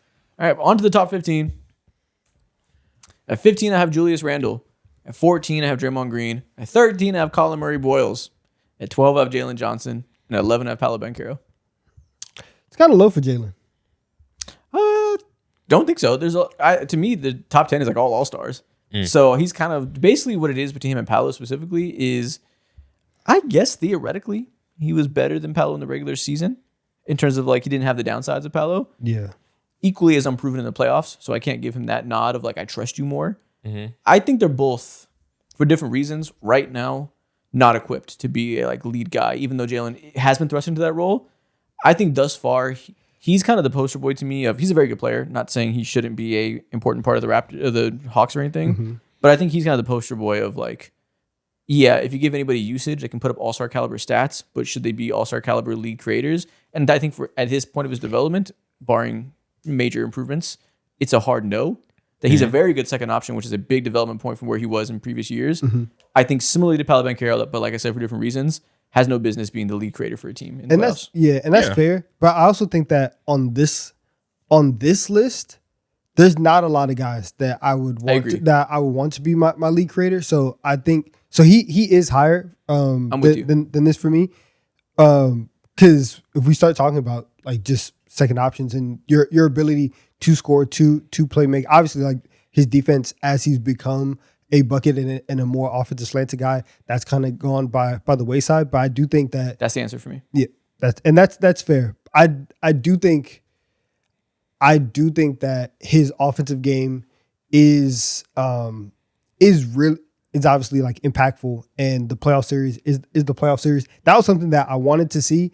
Not to say that I'm going to give him a pass, but it's much more understandable that not only is it like one of your first times in like a major playoff series, but it's your first time as the guy. And as you started to ascend and get better, so much stuff with the Hawks has changed over the last 18 months in terms of their standing with Trey. This idea that you were going to get the number 1 overall pick, and then he comes in and is basically just a role player, and you're not really getting anything additive from that spot on your team. They've been in constant flux, and I think that Jalen Johnson has done a very, very good job of maintaining the ship and providing them with enough offense that they can still be mid. When you go down the list of the things that have happened to the Hawks, they should be a 9 seed every single year. Yep. And the fact that they were the 6 seed this year, the 5 seed every single year, whatever, I think that is a big testament to Jalen Johnson and obviously like the ascension of Nickeil Alexander-Walker. But I think he has proven that he could be a little bit higher than Paolo. I think if you want to swap him and Paolo, I don't care. That's fine. I think they're of equal caliber in this list. I just gave Paolo credit because I think he's like, I couldn't do the unproven thing with Jalen Johnson. So I was like, okay, I guess Paolo's earned the respect to be 1 spot higher. Would you rather be unproven or proven that you can't really Fair enough. that you can't really do Yeah, it? swap those two. That's Yeah. cool. But I do firmly think that 11's the highest he can be because Oh no, he's actually a little bit higher. Yeah. Like no, pretty yeah, good fair. time. I'm not saying it's crazy, but for my list, the highest I can put him is 11 possibly. I can only be convinced to go to 11 just because the next 3 names are again operating under the assumption that Jalen Johnson has to be a second option, which is a very simplistic way to view it. If he can't be your lead creator like he's currently asked to be, I would rather have a Jaren Jackson who's his defense is much more valuable than Jalen Johnson's offense. And I think the other side of that equation leads me towards Jaren Jackson. And then Lauri Markkanen, who's like perfect second option, off ball, power forward, weapon, like insane off ball shooter. And like if we both agree there have to be off ball weapons, I think Lauri Markkanen is much better equipped for that. And I think while Jalen Johnson is obviously more playmaking, I think I care more about the off ball skills of Lauri Markkanen in that role. Okay. And both not good defenders. I think Lowry's a little more salvageable because he at least has the size to be really valuable as just like in this creative way that Jalen Johnson's defense, I think, in a scenario in which you're trying to win a championship, like not in a Hawks environment, is a problem unless he turns it around. And I think I got to see that you can handle usage of both. Yeah. And I agree with that. I don't think you're crazy for having him at, 12 or whatever? Or call it 11 if you want to switch with Paolo. Yeah, 11. But I did have him. He's clearly obviously in the next year.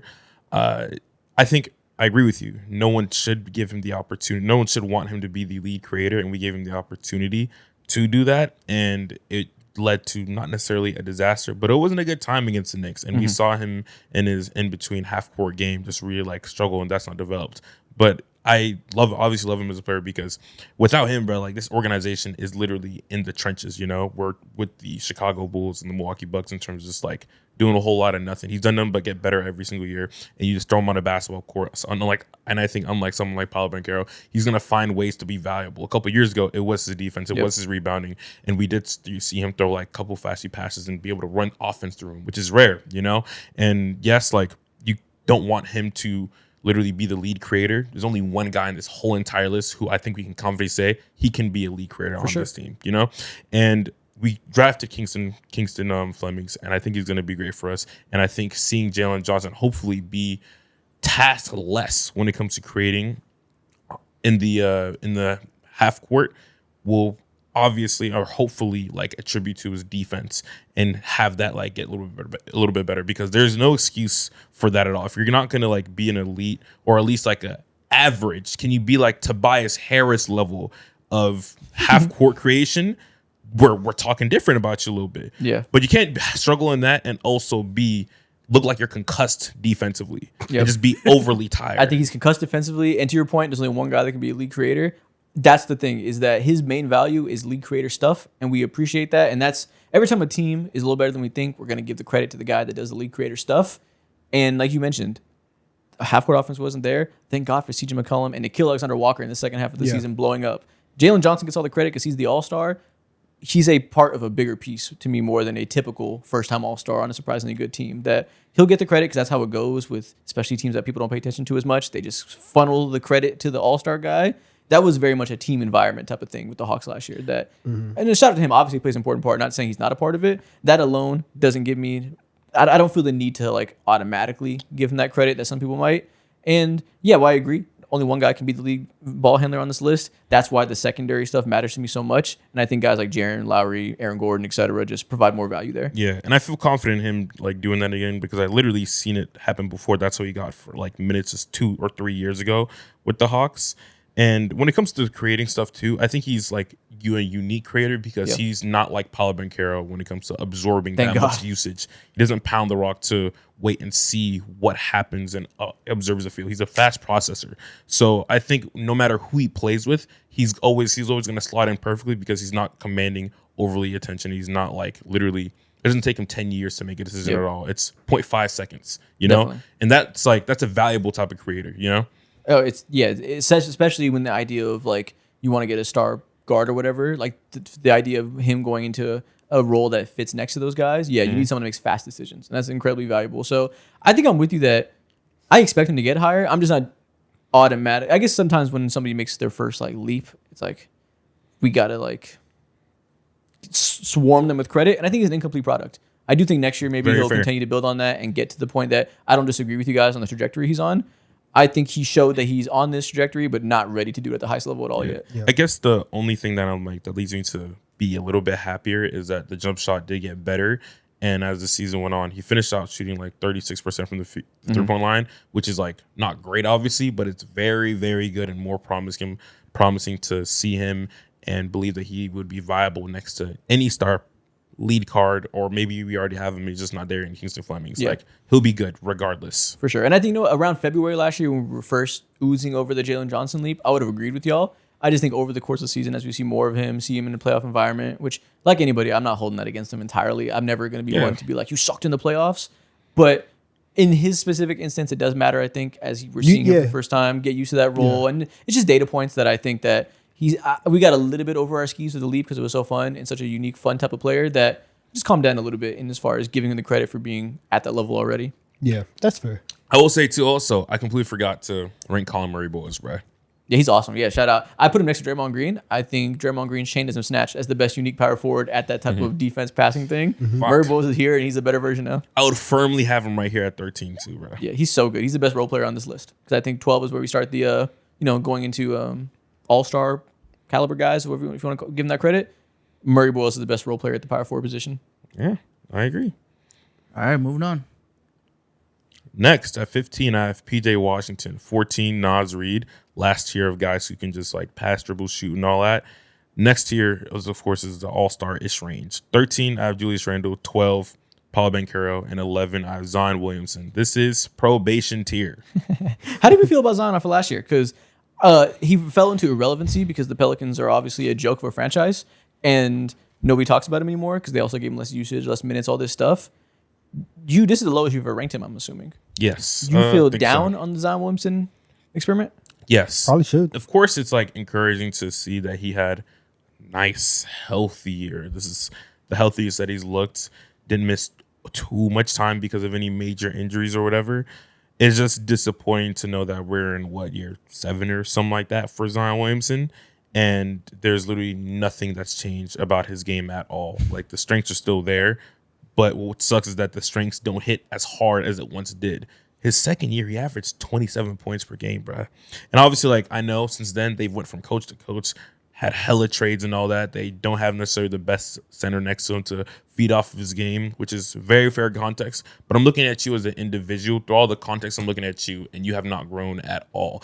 Of course, like you've gotten your body healthier and all that. The playmaking, I'm sure, is still there somewhere. You're just not prioritized with that task at all. But can you give me 10 rebounds a game? Can you give me 8 rebounds a game or something like that? Can you at least like show some signs defensively? And every single time he said no, no, no, and no to every answer. Yeah, I see your sentiment. If he would have grown, he would have been number 2 on this list. Yeah. So I don't need him to grow. He is what he is, and he's like an insane offensive player that I think can be fine defensively in a good defensive environment next to rim protector. I put him higher than you. He's clearly, you already saw my tier. He's in my next tier. I think this is the year we had to take him at face value and say he is what he is and evaluate him through the scope of you're on this ridiculous team, and let's kind of like try to take away what we know we can take away. Do you think and still give him credit for what he does well and doesn't do well, which doesn't protect the rim, isn't a consistent rebounding force, but is still an insanely efficient scorer and a very good playmaker and like a weapon at that power forward position. I value that, and I think he's another guy that needs to be saved to some regard. That needs to be on a team that makes a little bit of sense. But I didn't put him top 5 or anything. I don't think he's like 2 or 3 like we thought he could have been. Yeah. But I do think he's more valuable than the reputation on this irrelevant ass team would make us think. Yeah, I think seeing him this year, it did give me a little bit of hope that he can be safe. Like we were talking a lot about at the deadline, like, oh, he should go to the Bulls, or like you know, you should pair him up with an actual point guard and see what else can happen, because he got his body right. Yeah, because obviously it's like in New Orleans, it's not going to happen, and it's not 100% his fault because again the team sucks. But I've given up hope for a long time that he can be the guy, like the franchise guy. I don't as in like top 10 player in the world. That's not in the conversation. No. So what is the conversation? You know, essentially, can he be somebody's like Pascal Siakam? Yes, right? I agree. You know, like can he be this number 2 option that can play alongside a lead creator that can do some playmaking, right? I don't need it. At times, we can fully lean into Point Zion, and that's going to be a really fun wrinkle. But it's not something that we're going to build our entire offense around. We're going to get him lobs. We're going to get him going downhill. We're going to have some spacing around it. But the idea of Zion also in that role, like Pascal can still defend. Zion can't do that. And like can he not do that, or can he not do it on the Pelicans? I'm not sure. He hasn't been a great defender. No, I'm not saying great for sure. I'm for sure not saying or really since like college. Yeah, he hasn't been an engaged defender for years now, and I do think that for somebody that moves the way that he does, and is starting to get into this section of his career, I'm not sure that we're going to see Zion be moving side to side, you know, rotating over to get these weak side blocks, which somebody who has the athleticism that he does, that's the role that I want him in. I've never thought that like Zion's going to be some crazy stupid like on ball defender or some, you know, like I'm going to put my anchor down, I'm going to lock you up in the post. I need you to do the stuff that you were doing at Duke and basically come from the other side of the baseline and block a shot. That's the type of defense, right? Dude. That's what I need from him, and he hasn't shown that in a couple years. So I understand. I have him higher than Mo, but I do understand having him outside the top 10. Yeah, you can't. None of us call him crazy for doubting Zion Williamson. It's pretty easy to write off Zion. And history says it's probably gonna age well to not bet on Zion having a bounce back season next year because he's on the Pelicans. So definitely not saying it's crazy at all. I don't think you're right. We shouldn't predict him to ever be like a plus defender. He's shown us nothing to think that. I think he could be fine and survivable and it not be a talking point that he's sinking your defense if he's on a good team with a good rim protector. And like in that, I think the Pascal Siakam role you described is exactly what I want to see from Zion. That it probably isn't even because of his abilities, probably because his body can't hold up with that usage, that I don't want to see him be that top 10 player in the world caliber type of output because it's not going to be sustainable. He showed he's not good enough for that. He's not improving enough for that I don't have any hopes for that. I do want to see him be a super sidekick though. And I do have a lot of faith that he can be like as good or better than Pascal Siakam if he was in his shoes. That's so sad, man. I was all in on Zion when he came into the league. The whole world was. Like the whole world thought that he was going to be like the guy and just the face of basketball for the next 10 years. Have y'all seen his college highlights recently? Not recently. It was different. It's like watching 09 LeBron. You know what's crazy? This past year, he was also moving pretty goddamn great. Like, it got wrote off because nobody was watching them because the Pelicans sucked and the team is ridiculous. Had the worst coach in the league, fired him. It's a complete shit show. He stayed healthy and is once again had a lower usage because they decided to put the ball in their young guys' hands and try to do this everybody eats offense. So the numbers aren't as flashy and the minutes are down. Insanely efficient like he always has been. The points raw output like per 75 are down in volume. Still crazy efficient. I do think that he still very much has it in him that if he was on a team this past year that wanted him to put up those big numbers because their coach decided our path to victory is Point Zion putting up dumb numbers, I don't think he's lost steps athletically to where he can't do that. Yeah. I think the only thing is probably just like the self rebounding. and like when he first came in, basically every shot that he missed, he's gonna get his own rebound, and those second chances aren't there as much. And so I also think like that's also why he's down points wise. But like the moving well, you can see it though. Like you can see the difference in the way that he jumps in. Obviously, he's still one of the baseline for where he was when he came in is like this is one of the greatest athletes that we've ever seen. So him at 70% is still better than everybody else. And I'm never gonna blame him for tanking whatever defense. They were having lineups with him and Derek Queen. Like that was never gonna work. You still have Trey Murphy on the team. Like nobody's clearly bought into this. So that's not 100% on him. But he should be saved. Yeah, but to never show it is like I'm looking at him. We're talking about him playing with another creator. He needs to be a Clipper. Like him and Darius Garland, I think would be fun. That's the perfect type of disaster they honestly need. I gotta see him with a big though. I want to see him next to a strong defensive big, so we can get a good idea of what he looks like in a good ecosystem. I'm tired of seeing him play with nobody's at center. That's been the whole story of his career, and I do think that he, as far as defensive reputation is, victim of circumstance in that direction. This motherfucker, when he was at his best playing in the playoffs, or like trying to make runs, he actually wasn't in the playoffs, he got hurt, but playing on playoff caliber teams, they had his ass next to Jonas Valanciunas. Yeah. He's never been in a good situation with the defensive big. Like, it's always been ridiculous. Is there any team right now that he could, in terms of like having a defensive big? Yeah, we talked about it last year before the trade deadline and everything came. I wanted him to be in Giannis' shoes going to the Heat. Him and Bam would be awesome together. Yeah. That was the perfect team for him, but now that's gone. He needs to get bought out and go to Minnesota. Trailblazers. They have Danny, so it's a little complicated, but I think him next to Klingin could be a good duo for him. The Boozers on the Grizzlies now. I mean, him next to Gobert on the Timberwolves would be awesome, but they obviously made the LaMelo move. Fucking filthy, yeah. They win the fucking finals. That'd be crazy. I think, I know it can never happen, but him and Wemby would be like the best pairing in the goddamn world. They can call up today and say, give us Zion for Fox, and it can happen. But do you know who's on the phone? It's Joe Dumars. He's telling you go to fucking hell. Give me Dylan Harper. Yeah. Yeah. But no, Wemby and him would be, they would win the finals 3 times in a row. If they're healthy, it'd be insane. Yeah. The best defensive big he's played with was Steven Adams. Steven Adams had that 1 year, I forget. Yeah. Just mad forgettable, but he was good alongside of him, and his efficiency was out the fucking roof too. Yep. But still, like, I agree with you guys. It's disappointing. I know he has all the talent in the world, but him as an individual, I'm taking him for what he is, and now I'm like, okay, officially, I don't think he'll ever be like a top 10 player in the world or top 15 or anything like that. Top 10 in the world is not happening. Yeah, not happening. And if that was happening, we still have him at 2 or 3. So I think there's a middle ground between that and 11. But we'll see who you have right above him. I'm sure it's understandable. Yeah. All right, Donovan. At 15, Tobias. At 14, Jabari Smith Jr.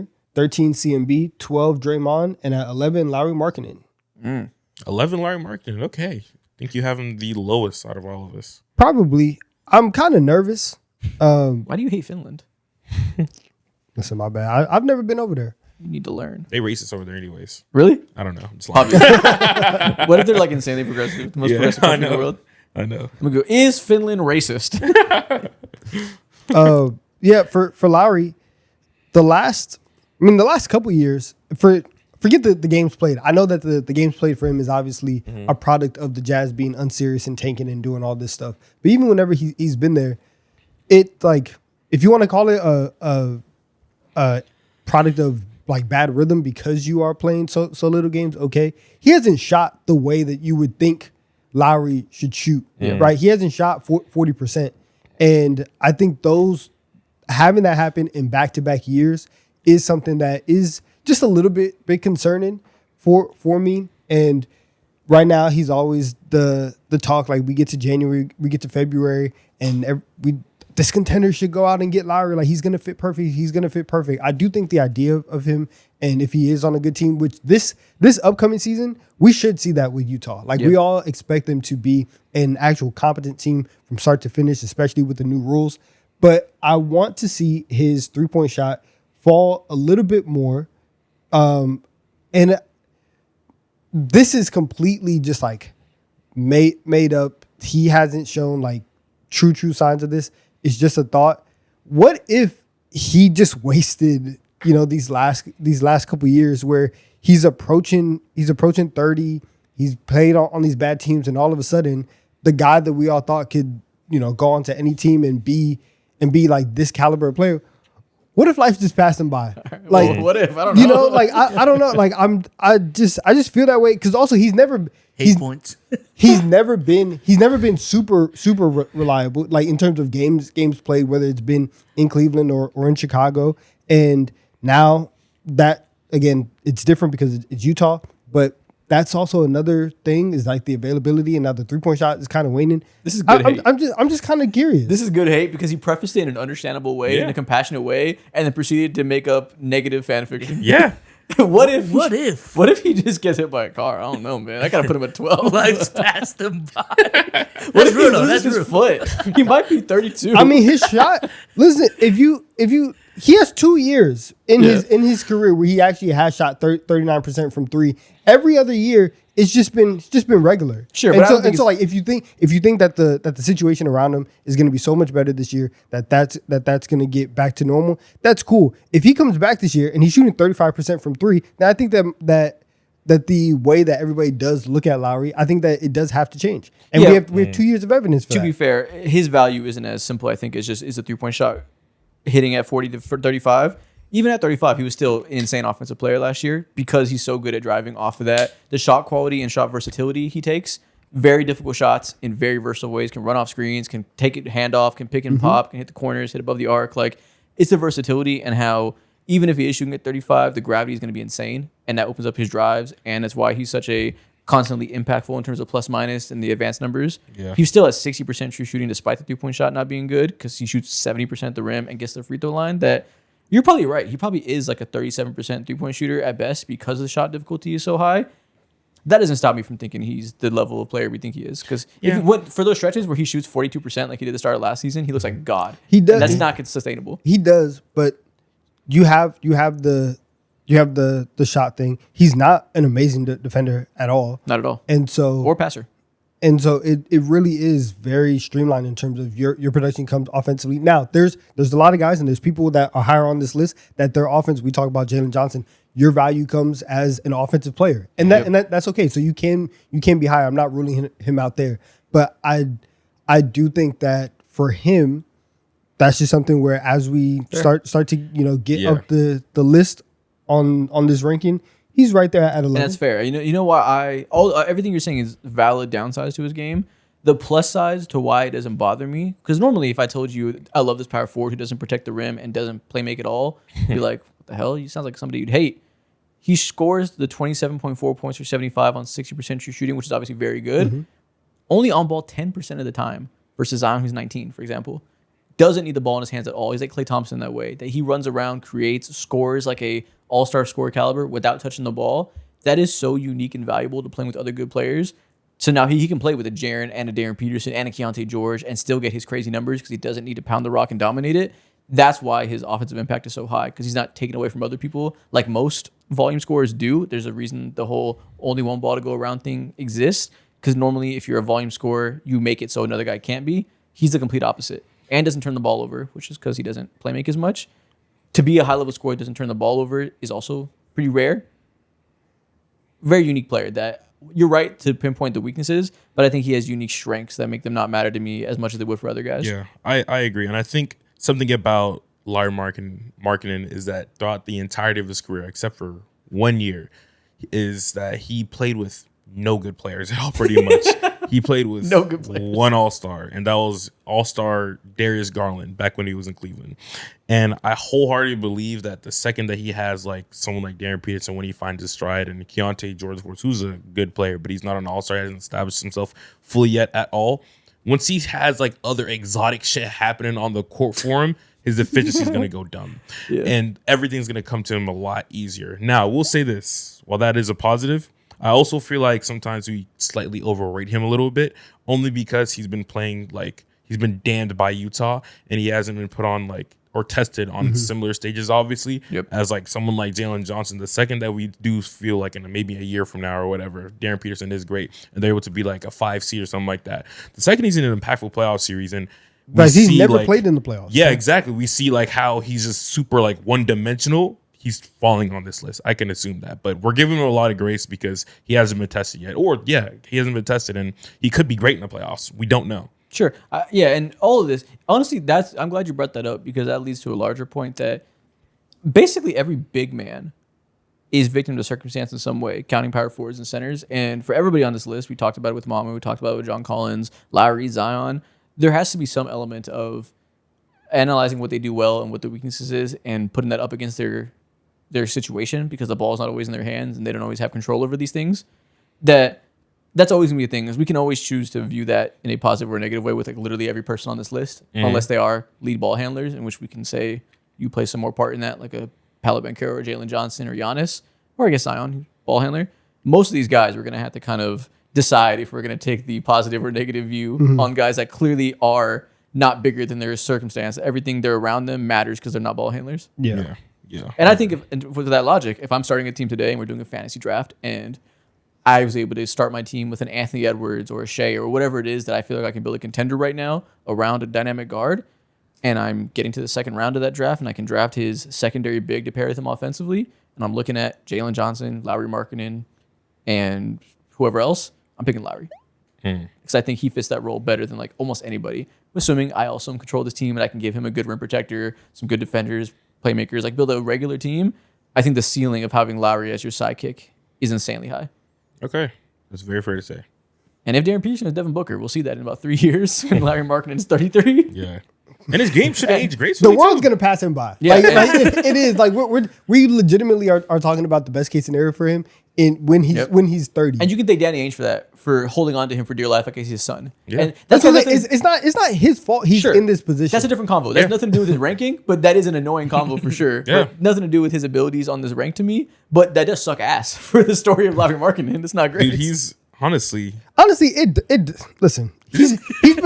He has been compensated for the crimes well enough. Is he like just finished Zach LaVine right now? No, he's a lot better than that. Zach LaVine is like not measurably good in many ways. They have literally the exact same strengths and weaknesses. Yeah, but I mean, if we get modern marketing is much better. No, but they have the same strengths and weaknesses. What are you talking about? No, they don't. Like they haven't played meaningful basketball. They're both not good defenders at all. They're not playmakers. I mean, sure, if you want to talk about Larry Markkanen and rebounding, he's big. You're gonna and make they me have to slander fall Zach into his LaVine. hands. Let's not do this. No, I mean, what does literally? Okay, I mean, well- Zach LaVine does have a little bit more on-ball stuff to his game, and he's a fine off-ball player too. But like, Doing all those things at 7 foot versus 6'4", and Zach LaVine's an even worse defender. There's levels to this. There's levels. I don't want to get into Zach LaVine hate don't train. know. There's levels. No, trust me, there's levels. We're gonna get into Zach LaVine sucks, and I don't want to do that today. There's levels and everything about I mean, them. What if Lowry Thursday. Why does don't- get into the playoffs and he just gets cramps? Yeah, that's very real. You know what's funny? He could also get the Evan Mobley hammer. Like it's super possible. It'll be worse than him, honestly. Yeah, like there's a lot of great defenders where that very much could happen. He's definitely like, because like we said, we're talking about him as an off-ball player. There's certainly a world in which it looks like he's a bum because his guard gets clamped because Darren Peterson's a rookie and he gets put in the Lou Dort torture chamber or Casey Wallace torture chamber now, and all of a sudden shit falls apart. Super possible. He's a high I variance kind of want to player. see that. Yeah, that'll be fun as hell to me. What? Yeah, facts. Yeah. He's a high variance player for sure. I can't score. Yeah. Like he's a high variance player for sure. Where if he can't scale up, I guess, with the ball in his hands, which could be a reason to ding him for sure.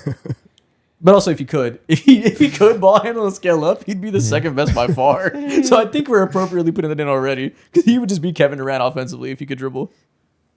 Oh man. Like, he would be ridiculous. Let me see it, man. No, you won't see because he's not Kevin Durant. All right, time for the top 10. Donovan. At 10, Aaron Gordon. 9, Jaren Jackson Jr. 8, Zion. 7, Siakam. 6, Jalen Johnson. Wow. Yeah, I think for Aaron Gordon, obviously, the health stuff is just it's piling up, and it's starting to make me very, very nervous. If he was healthy, even just this last year, he would be above Jaren. He would be above Zion, potentially even above Siakam for me. But it's just starting to be something where it's like, dang, are we going to be able to get another healthy playoff run? Are we going to be able to have another healthy season from Aaron Gordon? I'm not sure, but he still is insanely valuable. He still is a very, very key cog in everything that Denver does. He can play on every team in the league. His archetype is the archetype that a lot of people are looking for. So he should still be in the top 10. They're looking for him. Yeah. They love him. So yeah, there's that. Jaren Jackson, Zion. maybe you could put him higher. That's personal preference. That's personal. forgot. Yeah, That's beef against me and him. that's just it. I don't really love the way that they hoop. And as we've talked about it, if I redid this, I would put Siakam above Jalen Johnson. Yeah, fair. Okay. You know, outside So of that, let's just switch that in our heads. so then you put Siakam with Jalen Johnson rightfully. Then after that, it's just guys that you fucking hate with all your heart that are behind Jalen Johnson. Fair. Besides Aaron Gordon, I'm talking about Zion Williamson and Jaren. yeah, There's really only fair. 2 players. Yeah. And then those are guys that are comparable, but he hates their fucking guts. So it makes sense why he put Jalen Johnson above them. Okay. I mean, I like their understand guts.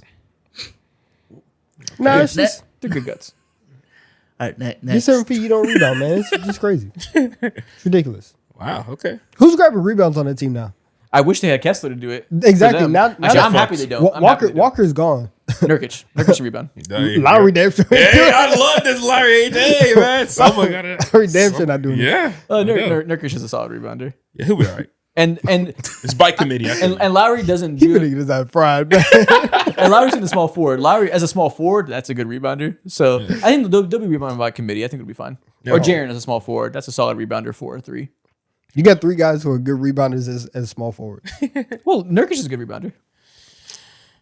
Come here. I mean, shit. I'm not saying they're going to win the finals, but like their rebounding will be all right. I'm not saying it's a great team now with no Yeah, Kessler. they'll be all right. With Kessler, I was hype.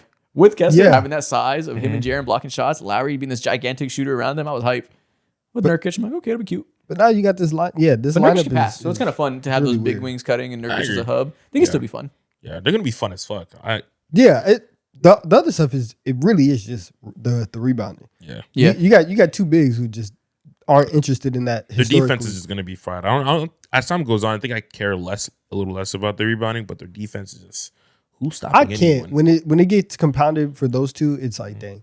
I know what you're saying, but those two together, 2 lackluster power forward rebounders together makes it fine. Because like now you have 3 7-foot bodies out there grabbing boards. They'll be fine. Yeah. What if they don't? Is my thing because What if? they've been 7-footers their many rebounds their did entire Yusuf NBA. Nurkic They have? haven't played Career. with each other plus Nurkic. Like I agree in a vacuum, but I think they kind of cancel that. out. Yeah, You giving Nurkic some credit. Most Yeah. of those small forwards Yeah. grab 4 rebounds a game because they're 6'5". Like it's Yusuf different. averaged 10 rebounds a game. They'll be fine. They'll be Nurkic is all right. that's all he does is rebound and pass. We Yeah. can give him that. Yeah, he'll be all right. He's cool as a rebounder. You don't talk about rim protection. Jaren, you better lock the fuck up. How many minutes did the Nurkic play last year? I don't know. Really trying to Kessler get was this dead. What do you mean? He had to play all of them. Kessler was dead for half of the 5 games. How much you play? Yeah, but listen, Nurkic's going to play For cool. 26 minutes a game? That's actually 26 minutes again. That's a lot. Yeah, it's fine. Filipowski there to fill up some minutes at center too. Jaren's going to play center too. Jaren and Lowry minutes. Like, Nurkic getting 26 minutes is cool. They'll be fine. I'm finna get that fried, man. Now, offensively, Nurkic, we'll see if you can do jack shit. But defensively and rebounding, they'll be all right. I agree. All right, who's up next? Next up, I got Jabari Smith Jr. He's above those guys, and we're in probation right now. True. 9, Larry Markkinen. Damn. Yeah. That's real. All right. 9, Larry Markkinen. 8, Jalen Johnson. 7, Jaren Jackson Jr. And 6, I have Aaron Gordon. Did you already rank Zion? Yeah, I already did. I had him at 11. He's on probation, but him, Paulo, and Julius Randle, all not the same guys. They're in probation for the different reasons.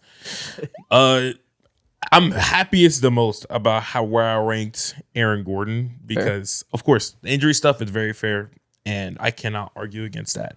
But knowing that, okay, through all that, last season, first game of the year, this motherfucker had 50 points. Made 10 3-pointers. And over the course of the last few years, 2 years specifically, this dude literally just elevated his shooting to a completely new level. It's been 100 games since then. Dude, he had a great year all around, though. Before the injuries, Aaron Very Gordon's good. numbers are nuts. You for the know what year. I love about him? Game 1. Yes. Yes. You know what? That's real, man. throwback, That's bro. real. What's rating today? It's throwback, bro. He's on his nuts today. He's on his dick crazy. That's hilarious. But bro. Let's come back. He's getting his eagle on. Of all these guys here in this tier, he's the most well-rounded, and there's not a singular thing outside of obviously health that you can ding him for. Now, Yeah. the health stuff, again, like that's a huge thing, and for him, I'm walking into next season with the best faith ever possible that he'll be okay and he can at least give us a few more years of being the most complete power forward, complementary power forward in the entire league.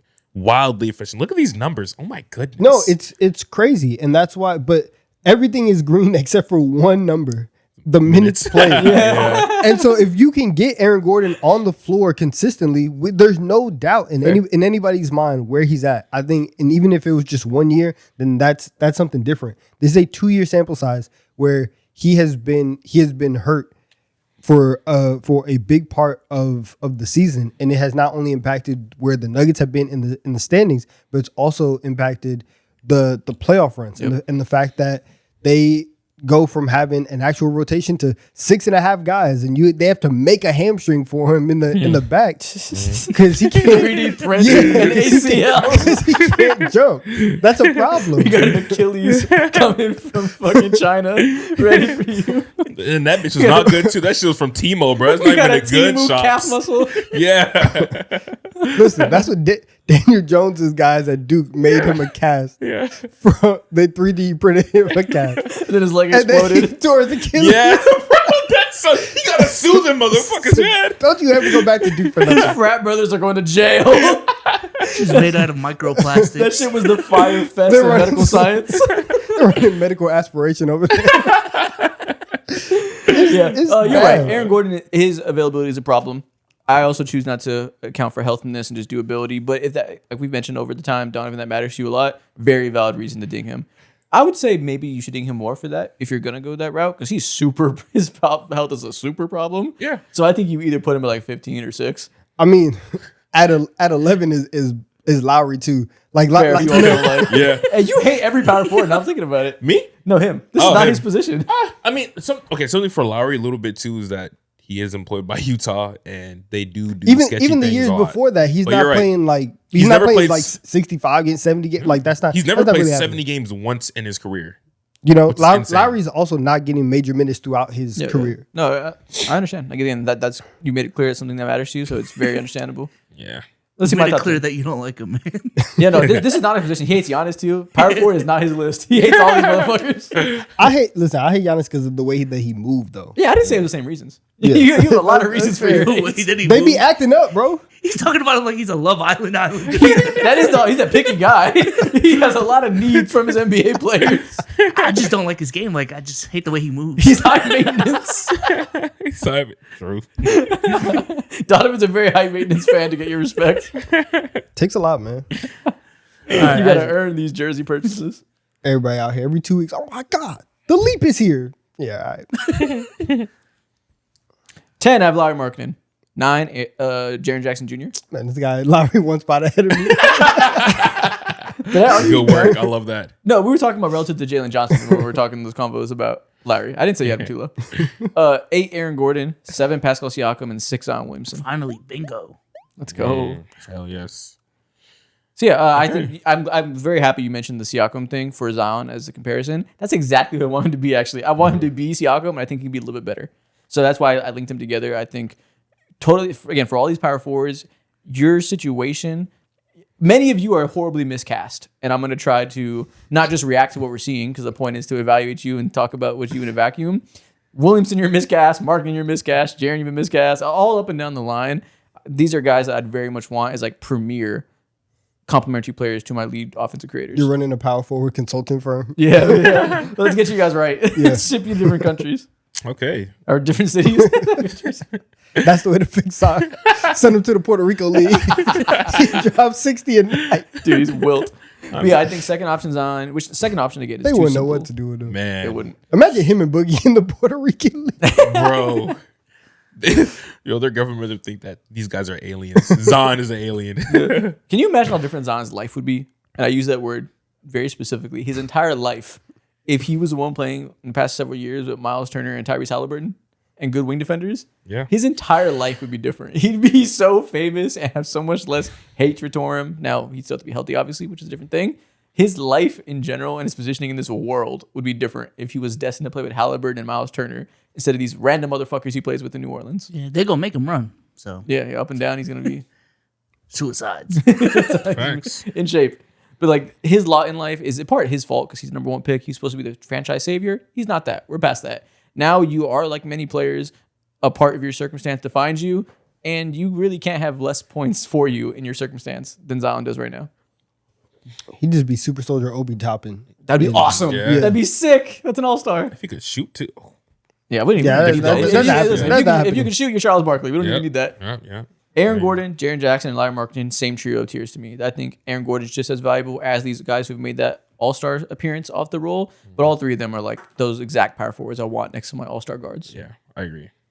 And then Siakam and Zion, I think, can do a little bit more than that. I think Gordon, Jaren, Marketing, just be. I don't care if you fall apart in the playoffs because your responsibility is not what defines this team. That's on Shea and Luka and Anthony Edwards. Siakam and Zion, I think they can do a little bit more for a limited guard like a Tyrese Halliburton. I think those can be guys that create a little bit more. Yeah, I agree. And in a world where like these guys, going back to what you said, like the responsibility of them is not defined by like if the series is if they're gonna win or lose the series, that's on the upper tier guys. But for Zion or Siakam, like we damn near had conversations about Siakam being Finals MVP if they would have won. He did win the Eastern Conference Finals MVP too. So different levels. Exactly. I get Those it. guys can give us 30 and can be like can important swing. creators. I don't care at all what Jaren and Lowry do. I mean, I care. They can't shit the bed, obviously. But yeah. like, I'm not looking to them to be like, the lights were too bright for Jaren Jackson Jr. Like, I don't want the ball in his hands like that. Yeah. Fair. It'll be Darren Peterson. The lights better not be too bright because you're supposed to be the guy. Can't be too bright because Jaren and Lowry, they don't got you. They don't got you at all. Oh, y'all got double beat. Lowry should be able to get me a little bit. I ain't gonna lie. Yeah. The Lowry should be way they honest be about talking about Lowry. There he goes. There he goes. I mean, I don't blame you though. I don't blame you at all. Like think at he's this the point most you're making slandered up dude. the narrative He's around making up Lowry. demons for sure. That's what he does. Like, who is this Lowry fan that you're talking about? Okay. I don't feel like I'm making up demon. We have discussed Lowry as the like missing piece to like 8 teams over the last 3 years. Yeah, and that's about the 10th best power forward. Like that's I had him at 11. Yeah, we agree. That's what I'm saying. There's no demons here. We're in lockstep. But he just hasn't been tested for real yet, Lowry at all. He Which is hasn't what's been, like irritating because everyone else has I'm been. here to do the Yeah. The judge is Gotta be here. tested right now. judge, jury, and executioner. That's me. Yeah. Right now. I'm setting up the obstacle course. Lowry, fair. come play me. Do something. You're like, I have been 11. No one has static but you. Your placement's Bro, put fine. him in the big 3. Like, let's see a tournament, bro. Like anything. Let me see you go off in the in-season tournament. No, that's fair. Yeah, that tier of player, that's a tier of player that like every team gets better with a Gordon, Jackson, Marketing, I think. Yeah. Premier championship tilting type of player. Where I'm like, man, if Lowry could have got traded to the Spurs next to Wemby, if Jaren Jackson got traded to the Spurs next to Wemby, Like, put Aaron Gordon in any Wemby. situation with any contender or any just middling always team. Lowry. He's changing their lives. Could you imagine AG next to Luka or Yeah, like- AG next to Wemby? yeah. And we're picking these teams because these are teams that have been in the market for like the next guys, and everyone's how is Wemby going to get to the championship? How is Luka getting to the championship? All these guys would have been the best answers you could possibly have. Yeah, he would change Cade Cunningham's fucking life, bro. Oh my God, Lowry on the Pistons. It would be different. Jared on the Pistons John would Collins. move me. Jared on the Pistons, I don't want to see that one. No, Okay. Donovan, I take it back. It is them. The fanfics. He is a top of the combo right now. I don't know what you want from me. It's not exactly random.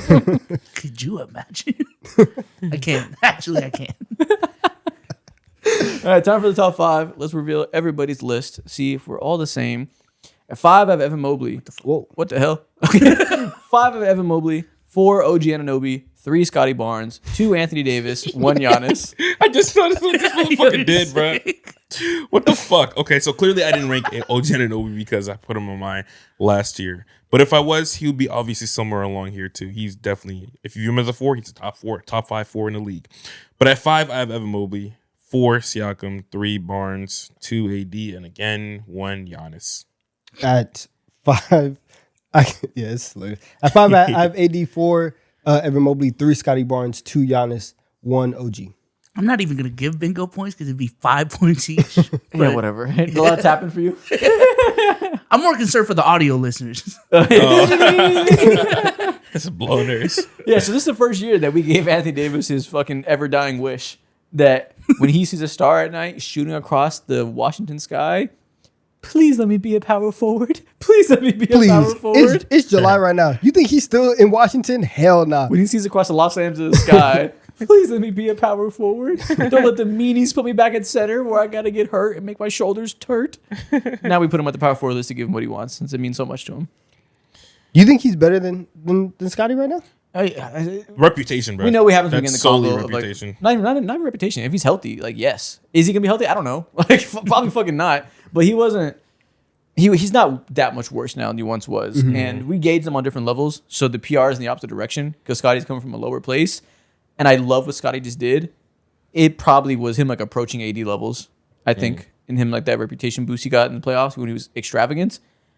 I think AD would probably do similar things in his position on the Raptors. Maybe, but I also think like, especially with Scotty's like the playoff stuff, I do think helped Scotty a lot. But even during the regular season, and this is the one positive that we can give Brandon Ingram is like the fact that you were there and you were the one taking shots allowed Scotty to be in this in a more secondary role. And not that it like completely changed his life because Scotty's always been a good defender, but like can really, really hone in on doing all of the other things. And so the defense that Scotty played this last year is and was like all defense caliber. Yeah, it was Anthony Davis level. Yeah. And so that's what I'm saying. Like right now, that's why I do think that he has gotten to that level defensively. Yep. And that's why I think with that, with his availability and even with his offense a little bit, I do think that he is better than AD right now. Yeah, availability is the key there. I think if you're gonna think that, and that's fine. Like I can't be mad at you for holding availability against Anthony Davis. He played 600 minutes last year, but it was also like complete bullshit. Like he just like got sat down for these teams, and like it was like complete nonsense. So if I'm just writing off last year, it doesn't exist. I think he's pretty comfortably better offensively still than Scotty Barnes, at least as a scorer. Now, obviously, Scotty Barnes has done more playmaking and is clearly a better playmaker than Anthony Davis. And that's the argument that I think I'll understand. If you want to say that you think Scotty Barnes' passing makes him that much better, it's clearly close. I put them 2 and 3. I definitely considered Scotty for that reason. I want to say if AD has the opportunity to be in his right role again with a Trae Young and DeBonsa to play off of as a play finisher, I think he still has at least one more year in him of being a like top flight pick and roll partner that can be one of the most dominant role men in the league while being an elite rim protector, being equally as dominant defensively as Scotty Barnes. That it goes back to the conversation we've had a lot of times that give me the amazing second option that doesn't need the ball in his hands as much versus the good creator that isn't like top flight in Scotty Barnes. But the defense is so close and Scotty's so amazing there that I definitely think you can put Scotty at 2. Yeah.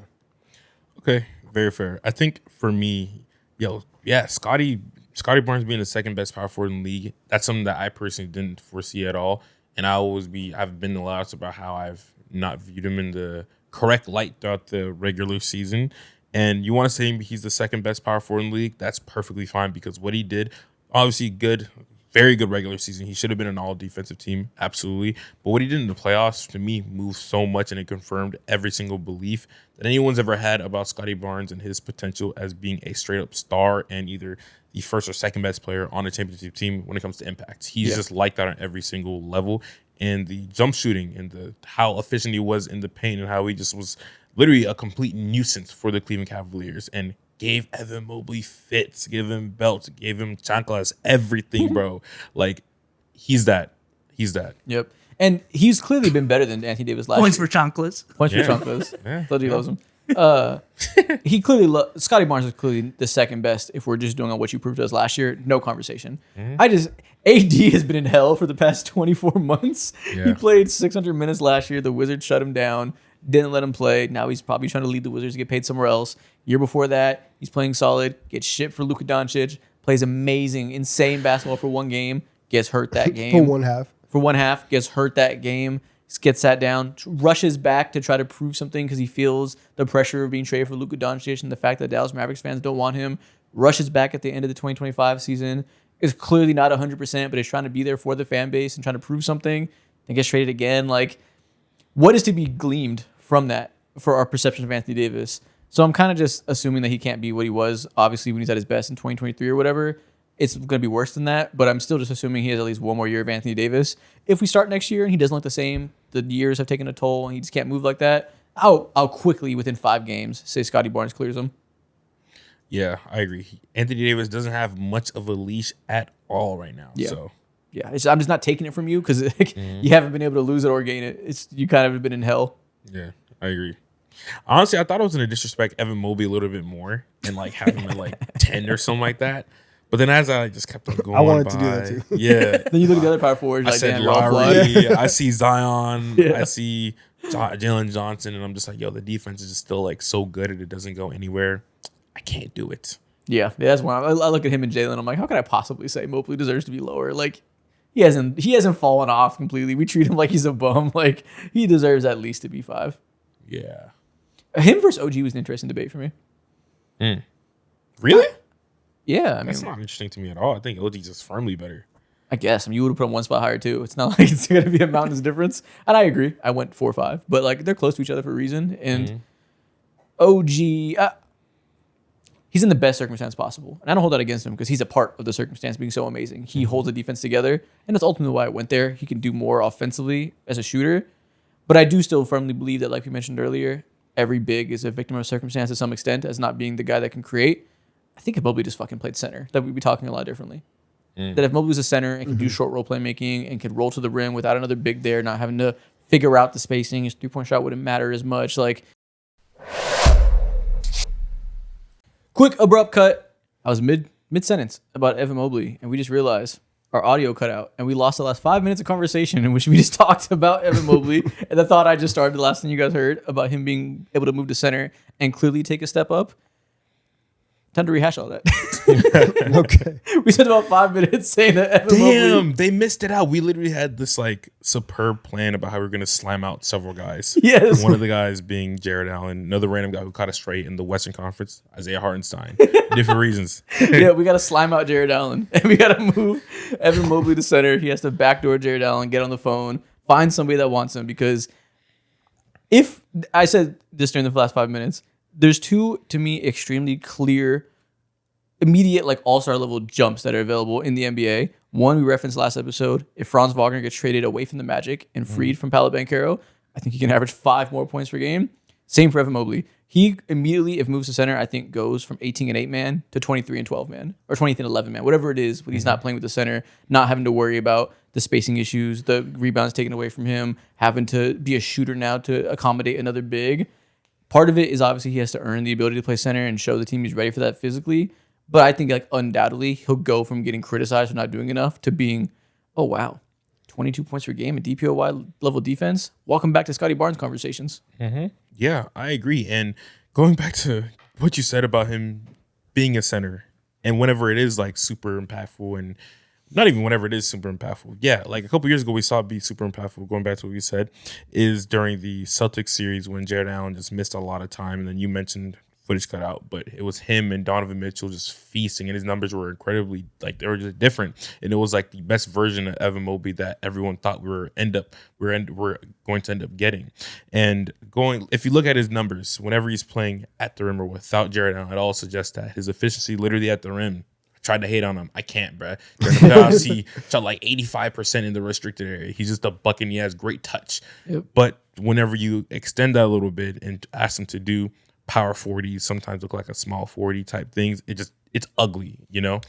Yeah, listen, if he does move to center, I hope we can see the leap. I'm tired of having theoretical conversations about Evan Mobley.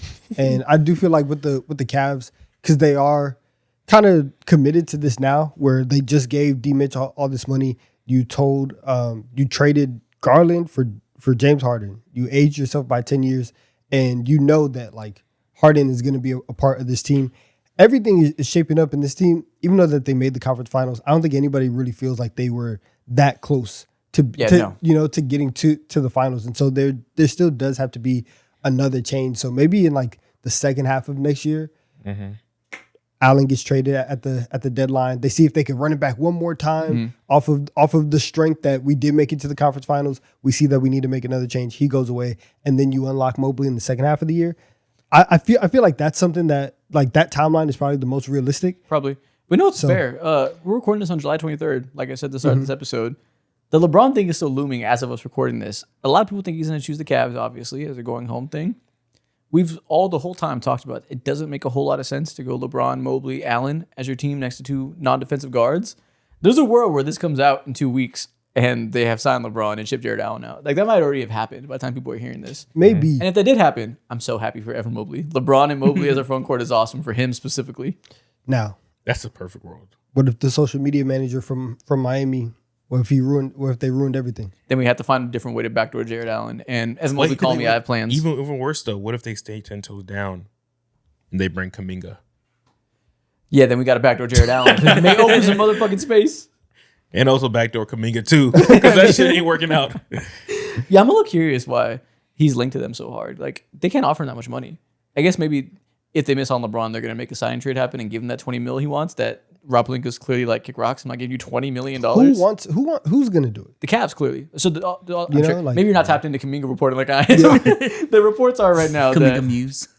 Kuminga him and the Lakers got it We going said on. it, buzzing it down. Yes, he's doing it. Yeah. Unfortunately. If the Cavs don't get LeBron James, they're linked to Kuminga. And it seems like right now, Jonathan Kuminga is waiting on LeBron decision.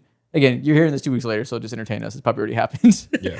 If LeBron chooses the Cavs today, Kuminga's probably going to sign and trade with the Lakers and take his $12 million or whatever they're going to give him. But he's trying to hold out because he wants $20 million a year. And Rob Pelinka is like, who the fuck do you think you are? We're not giving you $6 more million than Grimes and Mamu. You're insane. But his agent swears he's worth $20 million a year, so they're trying to use the Cavs as leverage because the Cavs, if they miss out on Who's LeBron, his agent? Aaron Turner, he reps Jalen Duren. Ooh. Anyways, they're trying to use the Cavs as leverage This is a bad because summer. I think the assumption is that the Cavs miss LeBron, they still want a big forward, so they'll do that sign and trade, and I guess ship out Strus to give Kuminga his 18 to 20 million a year. Yeah. All right, It would be absolutely hilarious if the Cavs, if they had their core, and then in the span of like 9 months was like, nah, we have to get over the hump. We need James Harden and Kuminga. We talked about it at length. If the Lakers get Kuminga, I'm cool with it. I can deal with that being the starting power forward. It makes sense to me. If they give him $20 million a year, I'll be irate. $20 million is way too much. Yeah, no, that's nasty. And I hope I would be so mad if ultimately what leads them to getting off of Jared Allen is Kuminga. Because then I'll feel like, bro, there's nothing worse than feeling like you waited too long to get off of somebody in the league. And I guess Jared Allen maybe doesn't perfectly fit that scenario because he is just straight up good. But we just ran through the exercise. I don't remember if recorded or not, but there's not too many teams right now who would be like perfect shooters. We need Jared Allen immediately. You know, it was once upon a time ago but you got Kessler, and he's, in my mind, better than Jared Allen. Or can be. Yeah, he hasn't been so far, but I think he probably will be better than Jared Allen. Yeah. Yeah. I don't know either. And Ship him back to Utah. sure, why not? I'd be very happy with Kuminga at $10 million a year. That's a worthwhile swing to me. $20 million a year, Rob Pelinka, you lost your fucking mind. And he has lost his mind plenty of times before. He has, but lately it seems it's- like yeah. I told you they hired that guy who's from rocket science to be their cap guy, and so far they haven't done anything stupid with the cap. The rocket science guy, he has a bag or two. It seems that Rob Pelinka's listening to him. Okay, we'll see. With that being said, that is our power forward rankings. Somebody save Evan Mobley. Somebody saves Zion Williamson. Hopefully Darren Pearson saves Jaren and Lowry. A lot of other guys need to be saved. Yeah. Yes. And Mo won 1 billion hot dogs by a landslide. Good. He really wanted it. I forgot about that. I forgot Yeah. we're competing for dogs. Yo. Not even close. Yo, man. I'm not How do you gonna feel lie. right now? This is one of the greatest accomplishments of my life, honestly. Growing up, I didn't play sports. Growing up, I didn't join any clubs for real. Outside of German club, I guess, for 2 seconds. Never had anything for real. German club? Yeah, for like 2 seconds for extra credit. I wasn't in for the love of the game. I just wanted free points. That's all. Okay. But now I'm winning for 1 billion hot dogs. And I will spread my love across the world. Hot dogs for everyone. Okay, give him Frank left and right. If you're watching, you can get Mo Frank. It's very weird. Frank, come on. Who am I to call it weird? It's just his life. Real. Can't hate. Yeah, man. It's now time for Producer Corner. B-Souls, what do we have today? We're bringing it back to the classics, man. We're playing tic-tac-toe. Okay. 2v2 tic-tac-toe. All right. 2v2. Yes, 2v2. Let's do me and Donovan This is fun because I think as grown adults, none of us should ever be capable of losing in tic-tac-toe. This should be a stalemate every time. So the first one to lose, moron tattooed on your forehead. All right. That might Me be and us. Donovan, Isaac, and Mo. So we're gonna take turns where I make a pick and he makes the next one. We can't interfere. Yeah. Okay. Who goes Okay. first? I'll go first. Bottom left corner. Boom. Mo, you Okay. got it. Yeah, cool. I'll do in the middle. Which column? The middle. The middle. Oh, There's the only one straight middle. Yeah, straight middle. Oh, yeah. wow. We will go top left. Okay, we will go middle left. Okay. Middle right. Okay, nice. We will go. Nice. I guess just middle, top. Cool. Middle top. Right. Yep. Okay. Gotta go middle. Bottom. This is a cat. And we gotta go bottom right. Damn it. All right. Yeah, top right. It's No like one two will. functioning adult brains. There should never be a winner. Just block. Is there a meta? Is there like a way to actually win? I think so, but I haven't played tic-tac-toe in forever. As far as I know, you can just block left and right every time, and nobody should ever win unless somebody makes a mistake. All right, let's Yeah. figure this Yeah, out. some people get too gung ho and go all offense, and they don't even fuck about defense. Gung That ho and always- tic tac toe. Yeah, exactly. And just focus on three straight. Or maybe that's the thing. Maybe you have to do that because if you do defense, you'll just never win. So Sometimes. you're playing for no reason. So, So maybe you have to like hope they don't notice and just go yeah, straight it offense. has to be. It has to be a good balance. Like a lot of the times, like just the other day, maybe like a month ago, I played Connect 4. I was undefeated, bro. I'm nasty at that game. I play straight defense and I luck my way into Connecting 4 immediately, always. All right, who's up first in the second game? It's on y'all. I guess me this time. I will go middle. Cool. It's on you, Bezos. Let's go middle right. Okay. My turn. Let's go This is ridiculous. bottom left. Bottom left, right Yep. here? Okay. Uh, Know where we gotta go. He's hovering his mouse over it. You hope. Cheating. we'll go top right. We will go bottom right. Yep. I almost missed it. That'd been But hilarious. look, they're fried. Oh my fried. God. Oh, wait, we just won. They're fried. Whole ass. Fuck both of y'all. Nucleus for you. You're fried. We just beat these stupid motherfuckers. We got Dummies. checkmated. What are you left. talking about? Top left. Y'all are dumb as fuck. What do you mean? You were counterpunching. What were the other counterpunching? Idiots, you fell for it. You're dumb as fuck. Hell yeah. Hell yeah. Hey, don't look at me. We're a team. The fuck? Dummies. Told y'all run this shit, bruh. Bro, it should be impossible to lose. Where do we fuck up? That's with the very first move. If they go middle, you can't go on the same plane because then it allows every other aspect. So if they go middle, right now you have the four corners that they can take off. You have to take off one side, and so you going in the middle.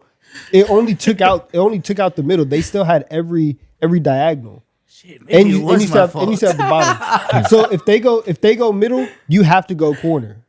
Oh, I mean, I want to switch it up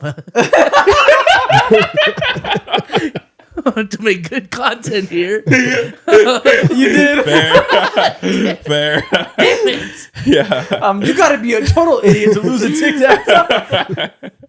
I didn't even know checkmating was possible. You know what's funny?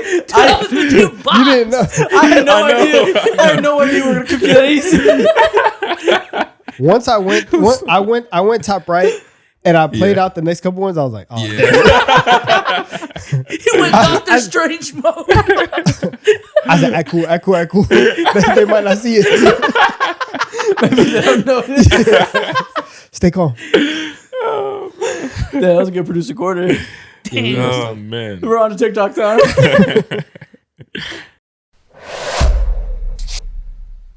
Welcome to TikTok time. Today, per usual, we're going to begin with the draft. Actually, we're going to begin with a few drafts. We are going to go on buildabucket.com and see if we can build the best NBA players possible. This is something we've done before on our own, with our own spinners. We've built players with different traits. There's now a website that we found called Build a Bucket. We can do a guard or a big, classic or all time. So I think today we're going to do 3 different rounds of this and see the best player we can build. It goes off of 2K overalls. See, that changes the equation Yes. a lot It does. than just like regular. Our opinion. Yeah. What we value. Well, yeah, he's nice. Nope. Now there's a number along with it. At least we know the equation. We do. This time. Yeah, it's not a mystery. So let's start. Classic guard. Let's do that first. Current day players. We're going to spin the wheel on the left. It'll line out a team and pick a player for us. There is 5 attributes on here for skills. I think 3 for physical and 2 for mental. So 10 total categories. 2 for mental. Okay. Yeah, mental, it's, what does it say? Basketball IQ and leadership / clutchness. Okay, what do the physical say? Okay. Physical, size, bounce, and speed. And then the skills is passing, jump shot, handles, finishing, and perimeter defense. Okay. See, this is good though, because a lot of times, like this allows us to be very, very specific. Yep. And so if we get a bad player, we have an opportunity to find the best in them, to be real positive. Yeah, it's just their bounce. That's all they can do. What do you want to point out? None. Spin number 1. Where are we going? Memphis, D'Angelo Russell. Fuck, that's a terrible place to start. And this is why you have 10 opportunities. This motherfucker's on Memphis now? Fuck. He actually just got waived. Okay, You so have respins. We can respin the player or the team. each skill has a letter grade there. And again, you can see We're it better than cooked. us Souls. Can you make the full screen on the OBS so we can see a little more clearly? It is full screen. Nope, on the OBS. Oh. There, it's just a little bit bigger. What is the grades that say A there? What are those traits? There are no grades for A. The highest one is passing for B, handles B. All right. So I feel like we should respin the team. I mean the player. And want get someone somebody else on the else in team? Grizzlies? No, unless it's Ty Jerome, but that's an insane shot. Do you want something else? If we respin the team, I mean, if we take D'Angelo Russell's handles, I feel like we can still build a pretty good player. Yeah, there's a good baseline. I think he's a good canvas. A B handles, I think we can live with that, can't we? Yeah.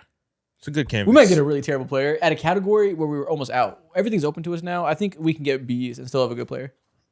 so handles. I think so. Or any of the Bs. What do you think? Yeah. I'm fine with handles. You could do worse. It's not a bad handle at all. All right, we'll go handle. Let's go handle. Perfect. All right, next spin. Started with 81 overall. Nice. Toronto Raptors, Jacoby Walter. See, that's what are those B plus skills? You guys good at defense? No B pluses. The highest one is speed at B minus, bounce at B minus, jump shot at B minus. All right, we're gonna have to Damn. respin the player. We got to respin Jacoby Walter. Yeah. Yeah. Damn. Okay, let's respin the player. RJ Barrett, Okay. What we got? What's the Wait, is highest? that an A? A minus bounce. You know what? we can work with that. They say he can get up. We're taking bounce. Okay, a guard with RJ Barrett's bounce will live. We can All do right. that. Up to an 85 right now. Let's go. All right, next. We can do much worse. Atlanta Hawks, Damn. Corey Kispert. Shooting. Oh yeah, the A jump shot. plus A jump shot, B size, B plus size. Just go ahead. Jump Take shot. that Jump A. shot. Okay, Take the cool. Hey, jump what's shot. that F? Perimeter defense? Hey, Corey Kispert jump shot is a nice start. 91 overall now. All right. All right, here we go. Gotta keep in mind the mentals. Boston too. Celtics, Derek White. Ooh. Where is that defense? Perimeter defense. Perimeter Yep. defense A. Passing's at A minus. Hey, well, we'll find another good passer. Perimeter Yeah. defense, you can't get much better. All Okay. right, let's do it. Next, Just a 92. Do you give him a passing A? Lakers, That's kinda like, I was about to say. Bronny James. Let's go. What's A? Jump A speed minus jumping. speed. Give us his Speed? Hell speed. yeah, He that's can perfect. move. He He's is one of fast. the fastest guards in the league. Let's do it. Have you seen him in the G League? He moves on the open court. All right. Next, Houston Rockets. Let's get some stars. Tari Eason. Good lord. That's a guard? A minus size. Oh, what a guard? We can be 6'8" size. Okay, let's do it. Yeah.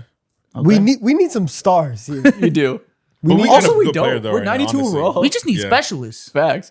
But keep in mind, we have the mentals still. That's what I'm saying. Like if we're trying to make like the best player, we need some hits. Because we're aiming for 99 overall here. Okay. We better have some clutch and leadership. We'll be here. Clutch and leadership. Sacramento Kings. Ooh. Oh, fuck. Alex- Clutch and leadership on the Kings. Alex Caravan. He's a rookie. Respin the team. Yeah, respin the Yeah, team. I don't want Alex have to. Caravan. He hasn't even played yet. Okay. Nothing to do with the Kings. Indiana Pacers. Tyrese? Johnny Furphy. Good luck. That was worse. Damn. We got worse. I feel like Passing or finishing is his highest. He dunked on Noah Senge that one time, made him a meme. Yeah, but that's all you can recall for that Johnny wasn't in Furphy. the actual NBA game. What do you want from me, man? RJ bounce, Furphy finishing is like maybe the best that we We can better do. get an elite shooter. Yeah, finishing is all we can do. Okay, let's go finishing. Oh, down to 88 overall. That hit like a truck.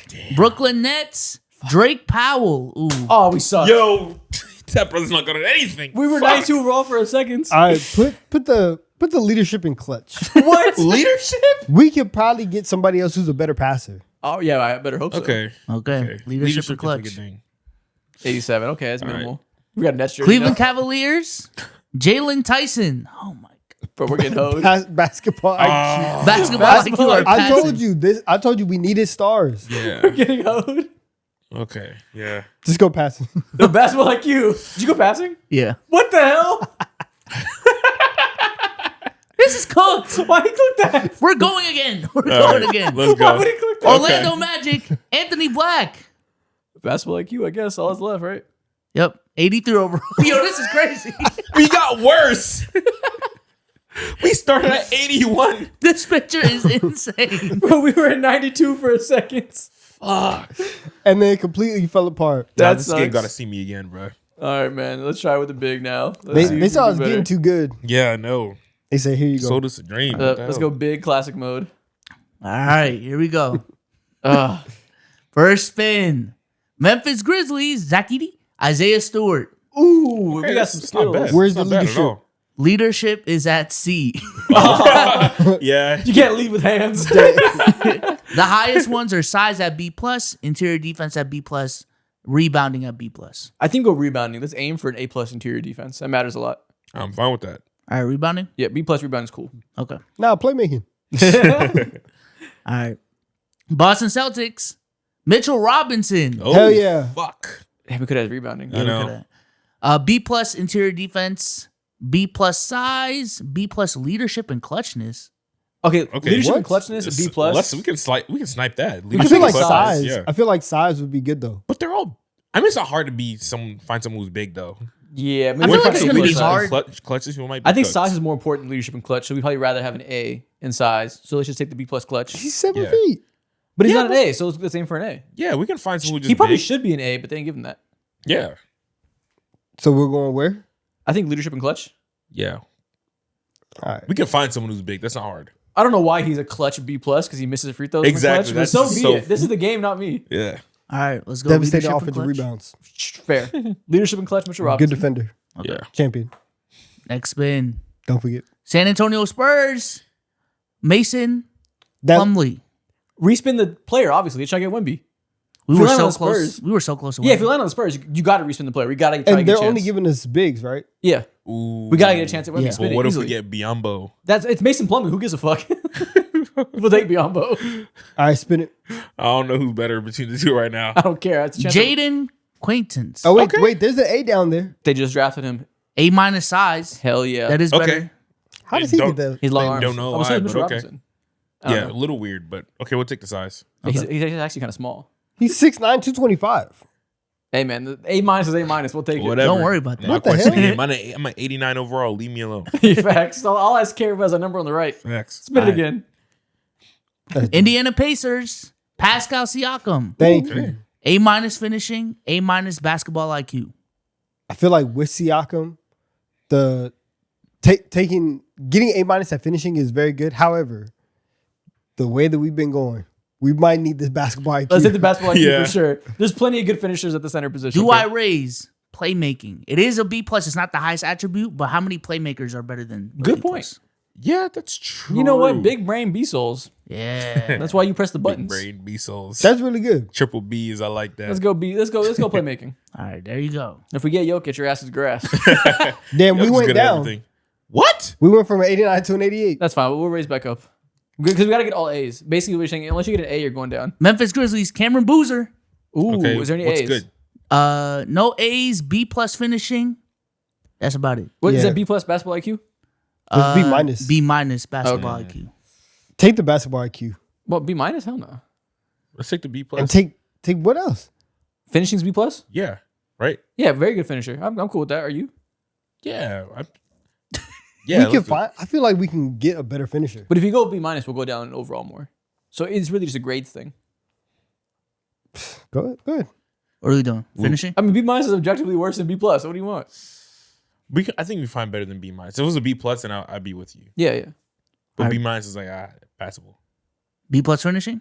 I don't understand what your objection is. Because I feel like we could find a big width. I think like the finishing might matter a little bit. think it more matters more? Yeah, in terms of the construction. Yeah, I don't know. See, I don't know. I don't know how much things are weighted. We'll go with the B plus. All right, B plus finishing. B Cameron plus Boozer finishing. Let's go. We're crafty. I know we're 6'9". It fits. 89. Houston We're in Rockets. the I'm not trying to make things that fit. I'm trying to make a demigod. Houston Rockets, Clint Capella. Shit. We're going to have to pick interior defense. So Yeah, be it. that's A, right? It's B. Oh, B. It's B. 2026. Clint Let's use a Capella. respin. Oh, yeah. We can respin the team? Yeah, respin. We're trying to get back in the 90s. We need an A in interior defense. This is our last respin, right? Yeah. This is not working out the way I wanted it Boston Celtics, Fuck. They're Chris big suck. Sinak Jr. Damn it. to. Take his speed. B minus speed, B minus bounce. Take his speed. Good one. Okay. Waste of a respin. Damn it. Damn, bruh. We're spun for Chris. For Chris Chris Sinak. Sanak. Fuck. Oh, our big sucks. We're cooked. Phoenix Suns, ooh. Mark Williams. A minus interior defense. There we Okay, go. there we go. That's a good A spin. minus interior defense. It was worth passing up on Clint. Okay. Only up 1 point. So be it. Chicago Bulls, Ah. Jalen Smith. Oh, sticks. Oh, Take the basketball IQ. damn. For Jalen Smith. 86. Only 1 point. This picture. Oh, God. This guy looks Boston Celtics, Mitchell Robinson. Take the bounce. Take the bounce. Does that or F jump shot? We do what we gotta do what we gotta do. 85. Last one. This guy sucks. Detroit Pistons, John Collins. Jump shot, obviously. Not too bad. Can we get to 87? Ooh, okay. 85 overall. 85. Guy's mid. Bro, let's make a guard. It's better than last time. We just did a guard. We got 83. Not too bad this time. Defensive anchor is what we are. Hell Wait, yeah. Oh, wait. Can you simulate the season? Let's Yeah, I see if guess we you can. would get any Let's awards. see our stat line. Okay. Spin my team. Did we just make like Aaron Gordon or something or what? No. We're on the Dallas Mavericks. Simulate season. Damn. Christ. Our team sucks. We don't help I'll anything. lead you to the number 1 overall pick next season. That's what I help you to. 36 and 46. Fuck. We averaged 21 points, 10 rebounds. You know what's funny? We're a tank assists. commander. That's literally Aaron Gordon. His last year with the Magic. Damn, we're Aaron Gordon. Yeah. All right. All Let's right. go to do an all-time one now. All-time guard. Yep. All-time guard. Okay. Here Let's we see go. if we can do better. It's all time. We better do better. Here we go. First spin. Now we got to aim for 95 overall plus. Houston Rockets, Calvin Murphy. Perfect. Okay. A minus finishing, A minus Hey, I'm handles, eating. A plus speed. A plus speed. There we go. He's a little guy. He's fast as hell. It's It perfect. don't matter. Okay. Woo! Let's Nine go. overall start. Hell yeah. Stop Can we breaking. maintain it? Exactly where we need to start. But now it's all time, so obviously players are better. So we got to aim for 95 plus. Toronto Raptors, T-Mac. Woo! I'm eating. Pick one. I feel like the jump shot or the finishing. Finishing is at A. What about size? It's a Leadership guard. and clutch is at A. What size? Size is A minus. He's pretty goddamn big. A minus for size? A minus. Kinda- Is there anything A plus? No, No. There's so- 2 A's though. Okay, then we got to go in A. but he can't finishing and his dunking package. Let's go finishing. Let's do finishing. Okay. You can't do much worse than that. Okay. Still 99. Orlando Magic, Grant Hill. Ooh, what's his passing? Passing is a B plus. What? Jump shot is an A minus. Size is an A minus. All the mental stuff is an A minus. How is he A minus size? He's massive. That doesn't make any sense to me. Let's just take his size. He's so Yeah. big. Okay. Was that 6'9"? Yeah. 6'8"? We dropped to 96? 96? We dropped 3 points for being as big as Grant? What do we need, For Magic? 6'8", 225? This is bullshit. All right. Next. Spin it again. I'm mad. That doesn't make sense. Toronto Raptors. Vince. Tracy McGrady again. Okay. Take his, All right, take his bounce. take his bounce. It better not make us worse. Leadership is an A. Take his leadership. Okay. Yeah, do that. Still 96. Okay. Okay. Got 2 We're just making T-Max. T-Mac. Just making T-Mac. Grant Hill's like the same size. Spurs. Manu Ginobili. Imagine who's team There acting. we go. All right, passing the basketball IQ Basketball IQ is is definitely up there. Yeah, we should go basketball IQ. It's Let's Manu do it. Ginobili. Yeah. A. Okay. Still 96. Okay. Can we get back to 99? Nah, they're actually playing us. right now. Wizards. Gilbert Arenas. Ooh. Yeah, A that- jump shot. A minus handles. the jump, Jump shot shot's is right there. cool. A jump shot. That'll work. That's cool. Hey, if we're the size of Grant Hill shooting like Gilbert Arenas, still only 96 though. This is crazy. We just They're can't get back. honest. Grant They're Hill honest. made us permanently incapable of 99. They're What the honest. hell? Probably. All right. You must have to do all A's or above to be 99. New York Knicks. Walt Frazier. Ooh, what's his finishing? Finishing. Oh, Doesn't we matter. did that- we did that already. The perimeter defense is A+. yeah. Okay, Oh, let's do take it hell easily. Yeah, Hell obvious. yeah. 97. You better make me a 97. 97. Let's go. Cool. Back We're up. up. So we need A pluses to make up. New York Yes. Knicks. And there's respin if there's no 90s, if there's no A Bernard. pluses. Bernard King. Respin the team. I don't think the rest of the guards here are gonna be there. Respin the team. Yep. Okay. Come on. Cleveland Cavaliers. Ugh. Kyrie Irving. S handle. They have S's. Thank God we Wow. save handles. Wow. I was thinking about Gilbert Arenas' handle. Thank God we don't listen to my stupid ass. Yo, we got to be 100 overall now. Take that. 97 still. What the fuck is the All point right, of this? this is crazy. Maybe we need one more to get back up. It's not. But if us. that's not gonna make us 98, then Nothing. all right. What do we need left? Another S maybe. We need passing and bounce. Okay. All right, here we go. Here we go. Give me magic. Memphis LeBron. Grizzlies. Fuck. John Morant. Mike Conley. Damn it. A passing. We need Fine. A plus though. What? Do you want to respin to try No. and get Ja No. Or for just bounce? for bounce, No. or just take the A? just take the A. I'm not a looking bad at it. I gamble, think though. there's only 3 guards on here for the Grizzlies. It's just John Morant, Tony Allen, or Mike Conley. We damn sure don't want Tony Allen, so let's just take our A passing. We already have defense, right? Yeah. Yeah. Okay, A passing it is. Okay, Alright. so we need an S bounce. Give us Derrick Rose now. Or Or John Russ. Morant again. Brooklyn Nets. No. Oh my Vince god. Drazen Petrovic. Oh my! Did we just lose 97 overall because of Respin Drazen? the player. Oh, we can respin. Give us thank Vince God. Carter, Come on. please, please. Jason Kidd. To B. please. Okay. It is our lowest attribute. 95 is probably what we're gonna be at. Damn it. 97. Okay, Okay. we maintained I because feel of that good. S ball handling. Yeah. it made up for it. Let's see if we can Okay. get MVP. We're 97 overall. We better simulate the season and win MVP. Yeah. Who do we play for? The Utah Jazz. 97 overall. All right, we're not Okay. getting MVP. Run the Jazz. Whoa, now Oh, We winning 63? games. Okay. 63 games. 33 points a game. it's 5 and 9. Oscar Roberts. Oh, they put all the all-time cards. in there. All right, one more. Let's do an all-time big. See what happens. All that right. makes sense. Big. Yep, all-time. Let's go. All right, spin number 1. Give me Shaq body. Boston Celtics. Fuck. Robert Parrish. Okay. Okay. Not bad. We got What's A. his in. best attribute? Size. Size A minus. Rebounding A minus. Finishing A minus. Probably size. But remember, we either saw last size or time. rebounding. But we saw A minus is ding us. If we want to go for 9 overall, we need strictly A's and above. Do you want to respin and try to get Bill Russell? That's early. Kevin Garnett is also in there. Kevin McHale. Yeah, I mean, I don't know. Are we trying to go for 9? Let's overall? respect. You know, Let's they- respect. they got have- great they have bigs. good bigs. Yeah, Yeah. that's not a bad bet. 'Cause if we wanted 99, we can't have a single A yeah. minus. Okay. Okay. Respin player. Yep. All right. KG. Kevin McHale. Easy. S finishing. S finishing. There we S. go. That's why we Elites respin. only. All right. They don't know about these post moves. They don't. They don't know about the slippery Houston eel. Rockets. Moses Malone. S rebounding. There Easy. we go. S is only. S is only. We're going for 99. Let's go. If we do get 99 and we're S's only, I need MVP. Atlanta Hawks. Dikembe Mutombo. S interior defense. S size. Ooh, interior defense S has I to be think weighted that- so hard. Yeah. So let's do interior defense. We block everything like Mutombo. Yeah. Dude, hell 3 yeah. S's. 3 S's. We better stay we're on a 99. run. Whoever sells this, I hate you. Washington Wizards. Oof. Jeff Ruland. Who was that? A size? A size. We do have margin for error with all the S's. We do. And we can have A, no A minus. So we can go size. Okay. Okay. I don't know who that is. 7'7" wingspan. Damn. Okay. I need to find out. Okay. All right. New York Knicks. Pat. Patrick Ewing. A minus basketball IQ and leadership clutchness. Basketball IQ. I But no think. A minuses. So we might as well use Do our we want to respin. respin? If we want 99, 0 A minuses. It might save us. You don't This think we have respin could any- save us. Go ahead. It 0 might A save minuses. us. Okay, respin the team. Yep. We finna get some foolishness. Probably, but Give we me got Charlotte team. Hornets. Damn it. Alonzo Mourning. Is I he seen S that. What is anything? Leadership questions. It would have been the same. Okay, there we go. We tried. All right. Yeah, we have margin for error. Okay, cool. Denver Nuggets. Jokic. Dan Easel. A- basketball IQ. That'll do. Okay, let's He's do white. it. I bet his IQ is real high. I bet he plays again the right way. Indiana Pacers. Please. Rick Smits. And B this plus- killed us. We should have saved the respin. This yeah. killed us. B B plus plus. jump shot.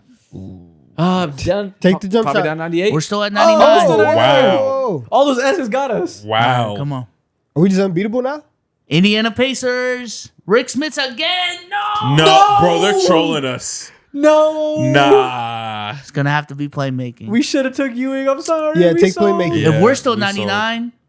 No. 97. No. All right, 2 more. We should have took our A minus. Let's see if we can yeah. just be crazy athletic. What If are we we get- looking for? Speed and bounce. Oh man. There's not a lot of bigs with good I don't know. We Yeah. need Wilt. Damn it. Okay. I lost us 99. Josh Smith. I see Josh Smith right there. Come on. Jay Smooth. Josh Smith. Golden State Warriors. Draymond Green. B minus Take his speed. Damn. Nice. Down to Bro. 96. Fuck. Can we at least like All right, we need S tier bounce. We need like Blake Griffin.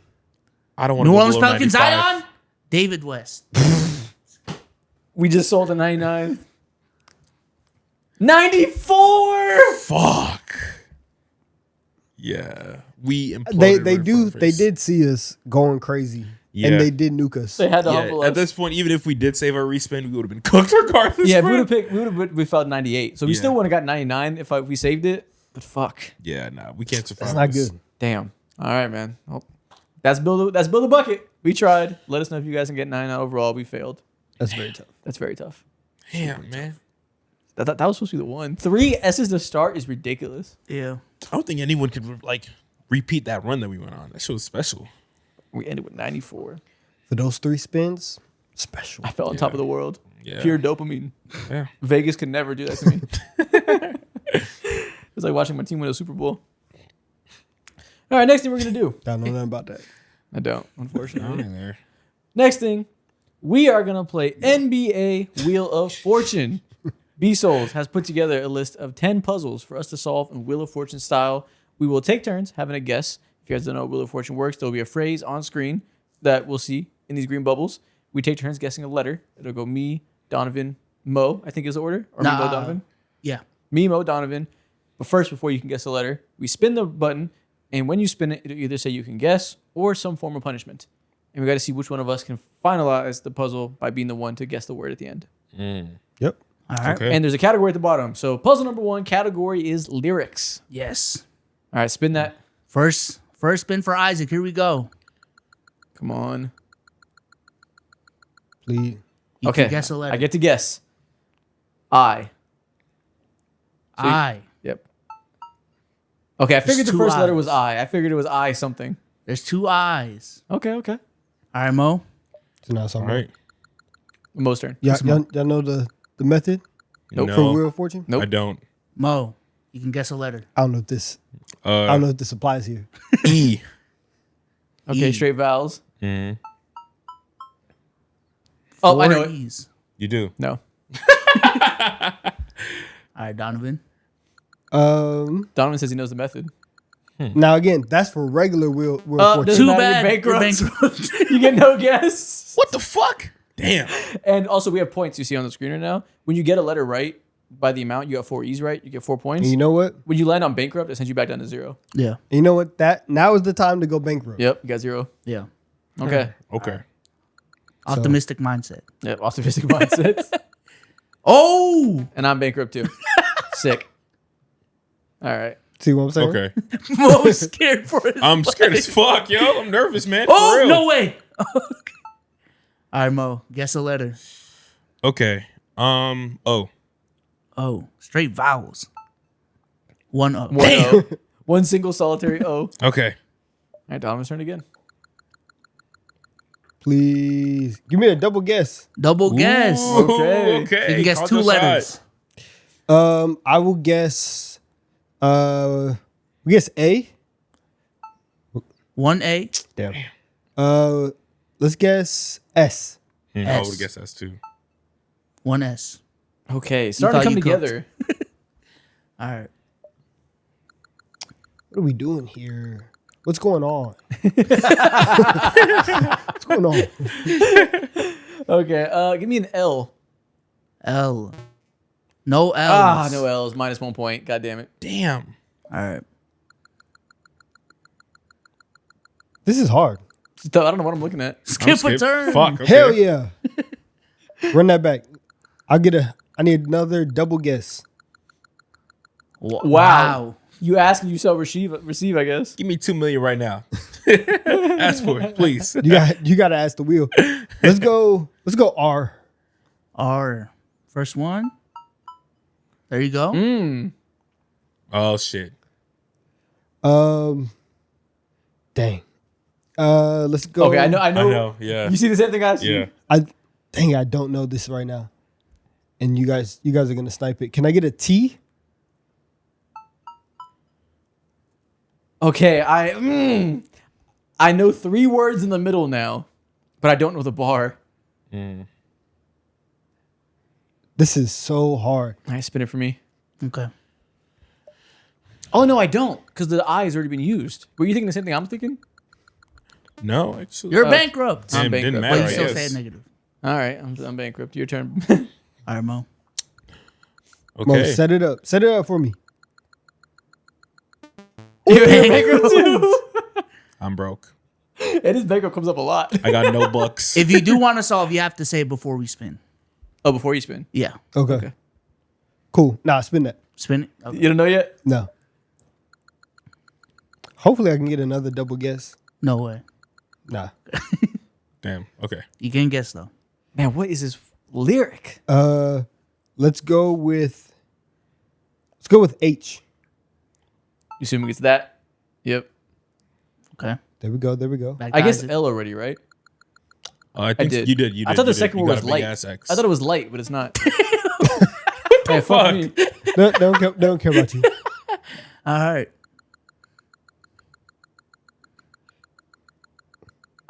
Okay, you get a guess. Okay. R is already up there. This is super interesting. I will laugh. You got it? You I got figured it. up? I got You it. do. I got it. Damn. Okay. I honestly still don't know what this is. I have no clue what this is, I bro. just got it. You just got it? I'm letting you know right now. It actually doesn't matter because you can't solve. He can't solve anymore, right? No. Oh, you're That's- right. I got it. Damn. I can't. Not Come even when it on. comes to me. That's tough. I appreciate all of you for playing. All right. Okay.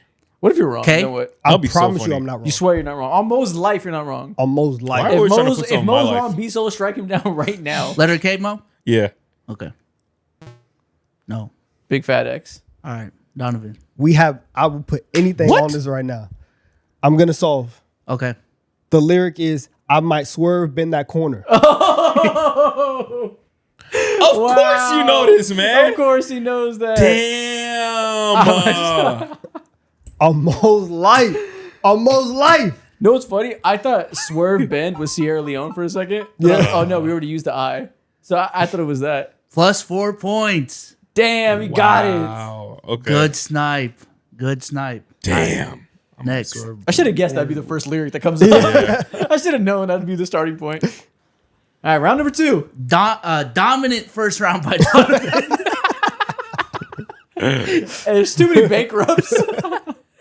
All right. Back to Isaac. Next First up is a spin. phrase. Round 2, we got a phrase. What do we got? First spin. Okay, I get a guess. Thought you were about to get skipped. I I was know. like, all right, man, whatever. I hate this wheel. Okay, I will guess A. A. 2 A's. 2 A's, okay. That third Okay. word? Dad. Oh, you put the 2 points on mine instead of his.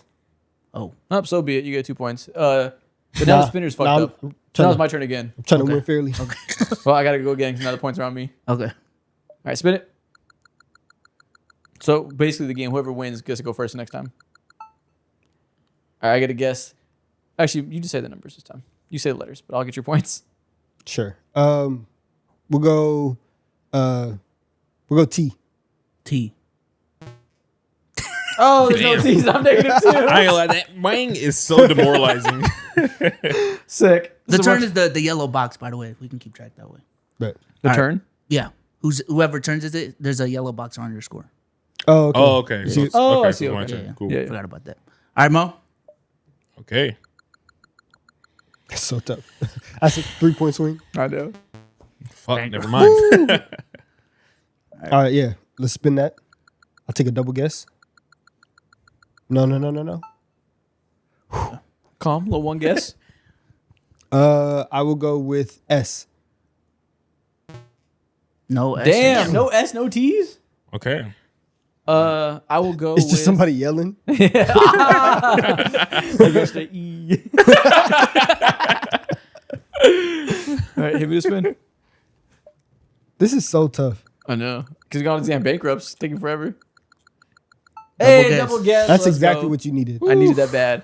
I will go R. Actually, wait, did you just say R? No. If Okay. you see at the top, it says what letters have been guessed. Oh, I didn't see that. Okay. Oh, I can't see that. Then we'll go. No, I just saw it. Yeah, me too. Oh. Oh, Oh, for my second guess. okay. Come on, get me Smart. out the gutter. There you Finally, okay. Oh. Ow, ow. Ow. go. All right, back to Mo. Okay. Yeah, you been guessing a while. I know. I haven't made a guess at all. There you go. Okay, there you go. First guess on the board. What are the letters up there that we've been using? ATSRO. H. H. That's a good guess. I was thinking about that. That's my favorite letter. Facts. All right, you got the first letter. Oh yeah. All right, Donovan.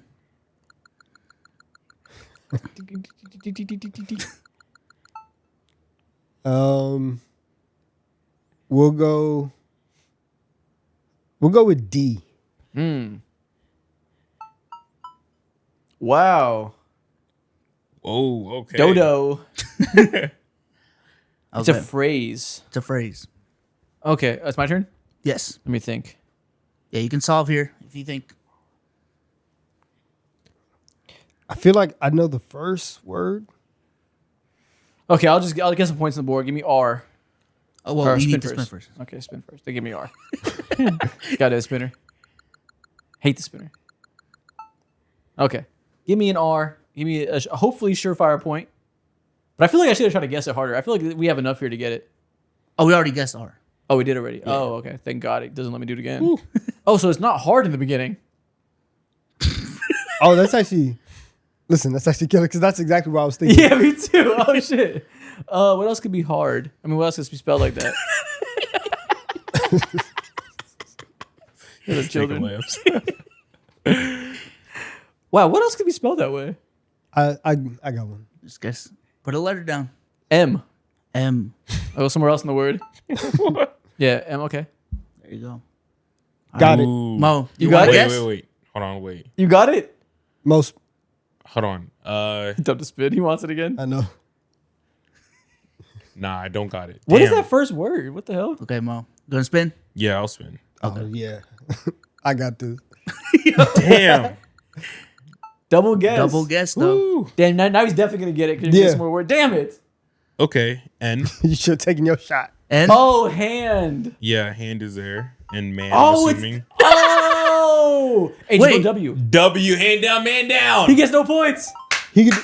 Oh, That's tough. What a steal. Wow. Good shit, Rob. His stupid ass. That's good. What a steal. I didn't know that you could do that. I didn't think about the word down. hand. Yeah. Damn. Okay. All right. It is still on Mo. Oh, this Yeah. is Yeah. X's and O's. X's and O's. X's and O's. Okay. Let's spin. All right. This one seems kind of easy.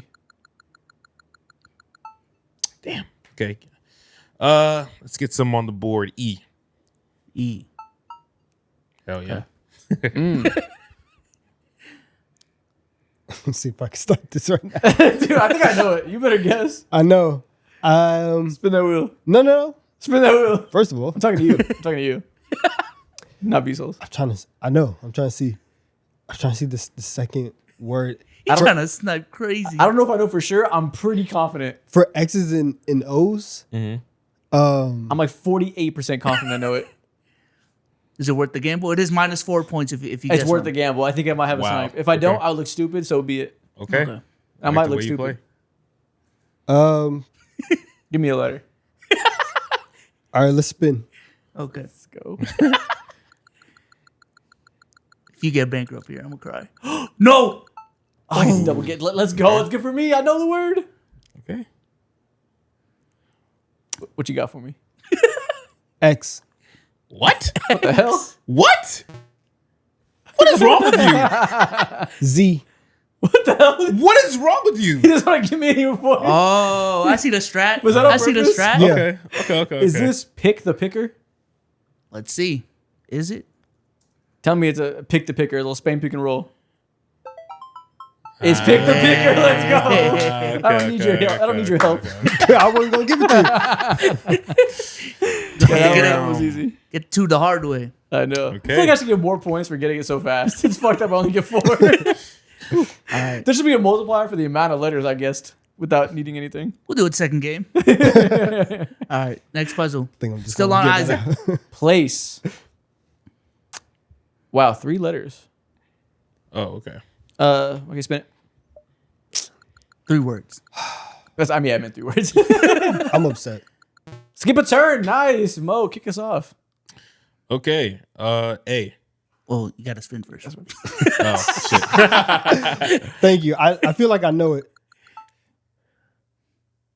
A. Still A. want to go A. You think you know it? Yeah. Damn, already? Yeah. I'll solve Madison Square Garden. Ah, okay. Yep. It's the yeah, place. You got it. Fair. Let's see. Maybe he's wrong. I doubt it. It's not. Damn, 2 snipes back to back. Okay. Next round, we got a concept. Still on Donovan. Okay. A concept. So it's like a basketball It concept. can literally be anything. Be Yeah. anything. It's a concept. It's a piece of matter. Please don't go bankrupt. Skip a turn. Hey, not I'll take bankrupt. that. He's gonna know bankrupts, by the way. We begin littered with it. Yeah. Bro, spin better. All right, spin me. I'm probably about to get bankrupt. Wow. Oh, Oh, yeah. you got saved. It's a concept B. B. B. No B's. Nice. Sick. My measly little 3 points. Okay, let's spin. Listen, man, y'all are 1 bankrupt away from me being on top. Gotta keep the mindset. Damn. Nice. Got it skipped. All right, Donovan. I never said spin. It didn't matter. Let's go. Ooh, damn. We got his ass. Damn. Got him out of here. Suddenly I'm in second place, just looking good. I like See, that, I James. never said spin. All right, wait. Oh my God. There's no letters on the board. He's gonna guess a concept I off know. of nothing. Raw dog guessing a concept. All right, I got to guess. I. 2 eyes. Oh, I'm in there.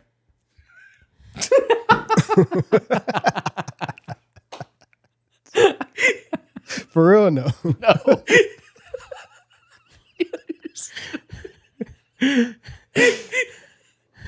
All right, Mo, do you want to spin? Yeah, I'm a spin. Give me an okay. Shit, let's see. That's what I'm Let's saying. see, Y'all not let's see. respecting the spinner. It didn't matter. Never mind. See, Fuck. That's why I get All right, spin Donovan, god do you want? banned me. He keeps getting Yes, skipped. I'll spin. Fuck. He's just watching us play. Yeah, literally. I'll It's spin. It's 1-on-1. Fuck. But you're winning. He's winning though. I will guess A. No A's. Damn. -1. Nah, I'm in the negative. Hit me.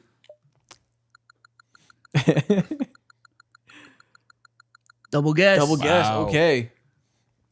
Let's run through these vowels. E. Ooh. Ooh. Was that 4 E's? Hell yeah. Concept? Yeah. Concept. Let's go D. It's probably somewhere a D mixed in with these E's. No D. There's not. Okay. Damn. Okay. Mo. I'll spin. Okay. Concept. Double guess. Finally, you get to participate. Oh shit. Okay. What words are taken? BIAED. Okay, give me N. N. Good letter. Okay. What the hell? This is a crazy looking word. We need one letter to bring it all together because right now it's Yeah. gibberish. Is there a P? P. Bold. No P's. Damn. Damn, Okay. no P's. Spin. Sure. Did we already guess B? We did, right? Yeah. Yeah. That was my first guess. Okay. Okay. Double guess. This is messed up. It's gonna set up. Damn it! It's gonna set people up. We're gonna go with O. Solid. 2 O's. There's so many vowels in this word.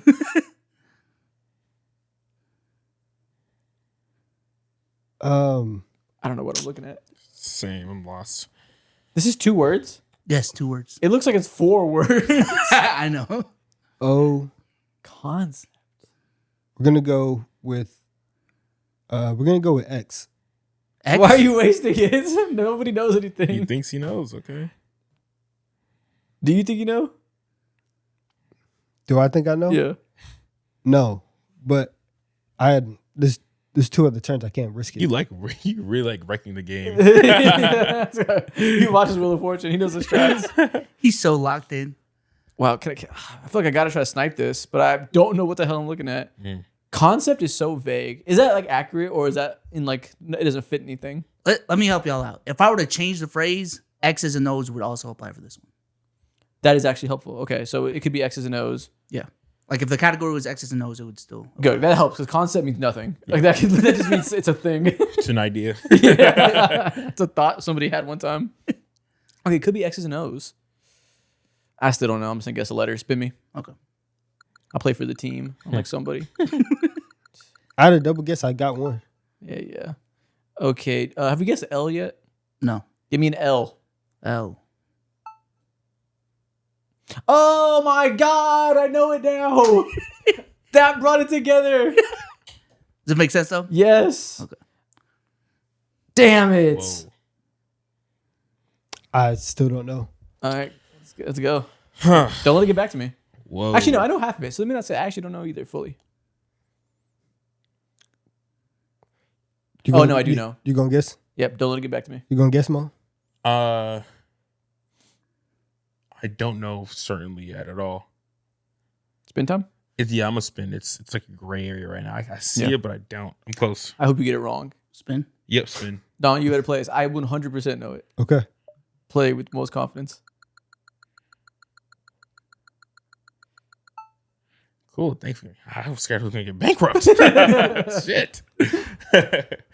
Okay. Did we use B already? Yes. B's already used. Okay. C. C. Fuck. You know it now? I will solve. Damn it! Okay. Damn it! Ah, I wish you got that wrong. It's so obvious. Heliocentric offense. Fuck! Damn it, man. Make sure I'm spelling it right. You got it. That's clearly right. Mm-hmm. Yeah, y'all See, lucky. Y'all lucky for that. Y'all lucky for that dumbass if I didn't give bankrupt. you, no, but listen, if I didn't give you that layup, like then he I would would have have been been winning. doing money spreads and And y'all I wouldn't for be that up, though. dumbass bankrupt. I'm saying I'm still up though. If he would have done it though, it's been closer. Yeah, yeah. B Souls, get somebody a bankrupt, man. You threw him the lob. Not me though. Yeah. Not me right now. You can't throw it away. Let's wait for it. Yeah, All right. you threw him the perfect lob. You're Chris Paul. Next puzzle. Appreciate you, Brody. Movies. Movies. Wow. You trying to snipe it right now? Wait, is that an apostrophe? Yes. What? Oh, that's an apostrophe. Okay. I'm trying to think. So it's like a basketball related movie. Yeah. I'm trying to go through like the hits of all time. Yeah. He really trying to snipe right now. Yeah. Don't take forever if you don't know it. I know. There's like 4 going through my head right now. I have to spin. Okay. Yeah, I don't know the apostrophe. That doesn't scream anything to me right away for a movie.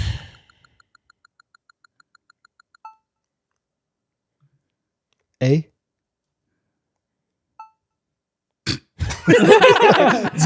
You got one singular A. Hit me with a spin. I don't know. I'm so mad about heliocentric offense. No. I appreciate you. Give me a B. Is there a B for basketball? Damn. No B's. The word basketball clearly. No, I know. I just thought maybe they try to do some word association in the title if it's about basketball. Okay. I'm gonna spin.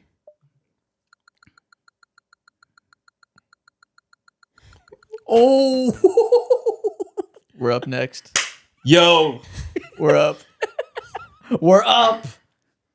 It's Let me see. The biggest movies of all time. Oh my. I'm upset because I feel like I know. Actually, wait, no. That's the only A. Never mind. I don't know. Spin it. Okay. This is so tough. It is. Double guess. I Um, don't know anything, bro. we'll go with I. Yeah. We'll get the vowels out the way. Why not? It's just killer. Oh, you got double guess. My bad. We'll go with S. That's a good way to get points. It has to be an S after apostrophe, right? Yeah. No. No. What the hell comes after the apostrophe? Okay. What? Okay. Yo, we're all Okay. just lost. Like, Maybe it's a name. not at the end though. If it was a name, it would be in the beginning. I would assume. No, it's weird names. Just got letters now. Okay. Spin. Okay, so I think I know what comes after the apostrophe. Although it's a team layup. 'Cause I think there's only one other letter that can come after that. is that like a Too Oh, bad. skip a turn. All right. No team layups for us. Oh damn! Oh, man. shit, my bad. It's all good. I didn't know anyways. I just don't want to get bankrupt. Double, Double guess. guess. Whew. Okay. It's important right here. It's very important. I'm gonna go M. M. Hmm? That's big. It might be big to you. I don't know anything yet. Getting the first letter of any of the words, I feel like is big. Probably, yeah. Okay. Yeah, A and apostrophe does not shit for us. Give me N. N. Hmm? got it. I saw White Man Can't Jump. Oh, okay. Damn it. I think I put men. You keep throwing him these lobs, bro. You're a professional point guard.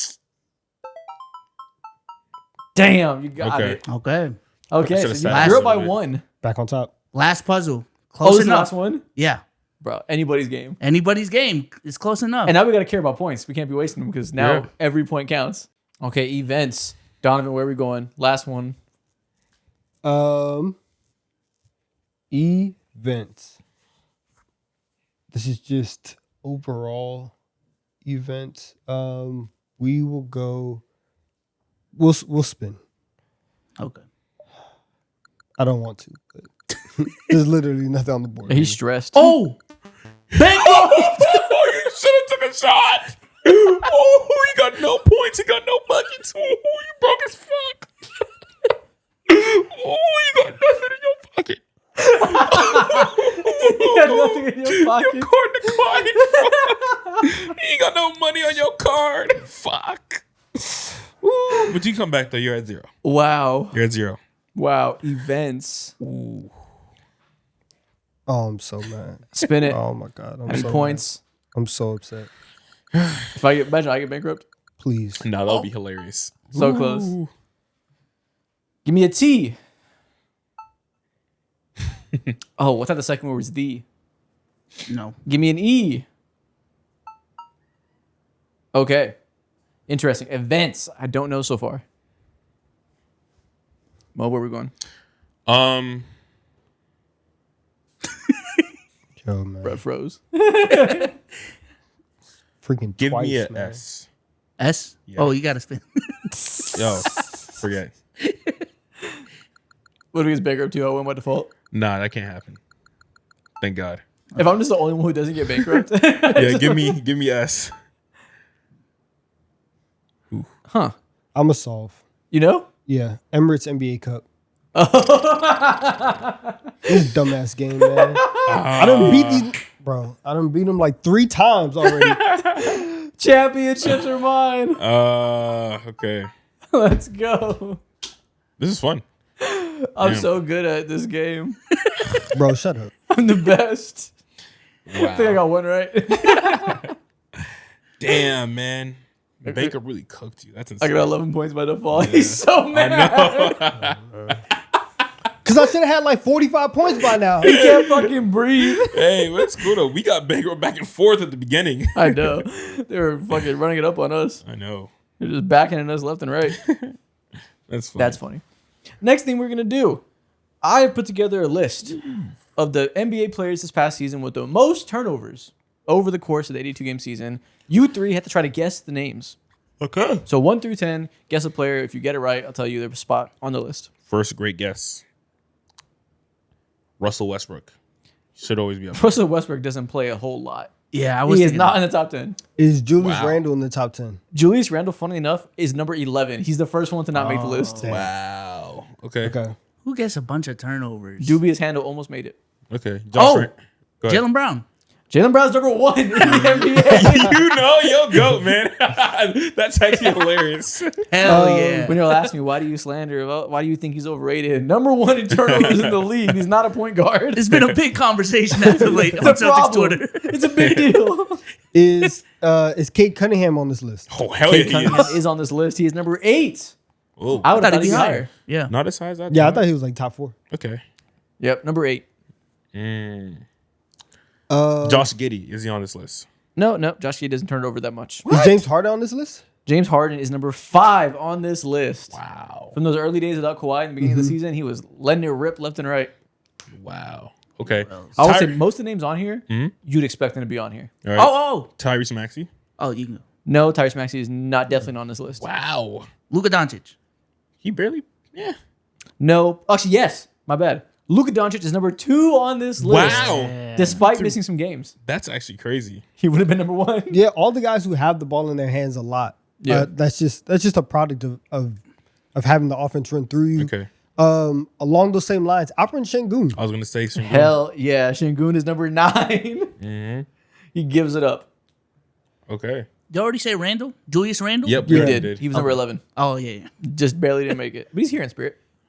Is Jalen Johnson here? Hell yeah, Jalen Johnson's here. He's number 6. Okay. Yeah. He had like Hell 8 yeah. assists a game. He was Okay. giving it up for sure.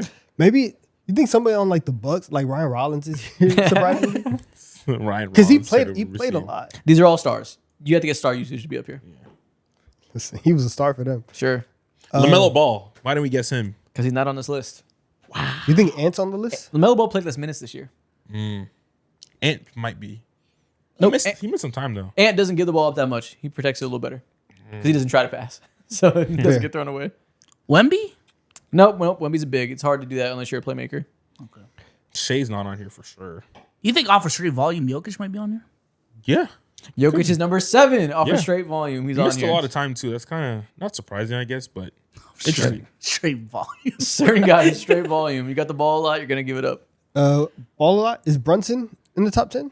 No, he is not. Yeah, I knew that. My go. All right. No, Yeah. Right. it's because he missed Just some checking, weeks. just checking. Yeah. It's because he missed time. Had to make sure.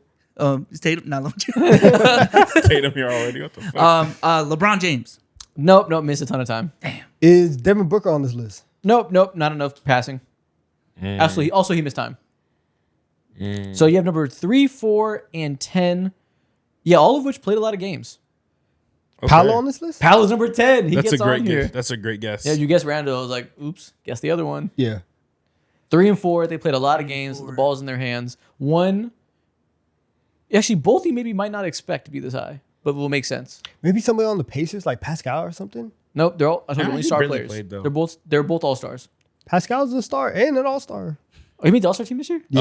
Make a wish. That's all. I forgot about that. Is Kevin Durant here? Yes, Kevin Durant's number 4, and it's hilarious. The Rockets have 2 stars on this list. Just giving it up. They couldn't stop. They were throwing them left and right, turnovers. Okay. Jalen, Luca. 1 name left. So you said Maxi. I think Donovan Mitchell turns it over enough.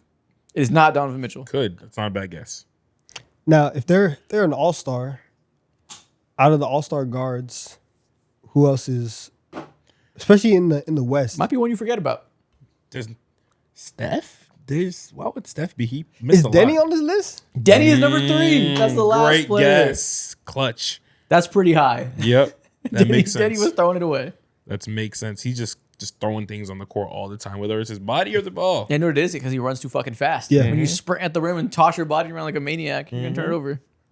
Okay. Those are the top 10. Next up, you guys are gonna do the same thing. The top 10 players in 2026 with the most personal fouls. Perfect. Number one, or not even number one, but just has to be on the board. Draymond Green. Is he in the top 10? Draymond Green did not make the top 10 this year, actually. I'm surprised you went that way. Karl Anthony Towns. Karl Anthony Towns is number 2 on Yeah. this list.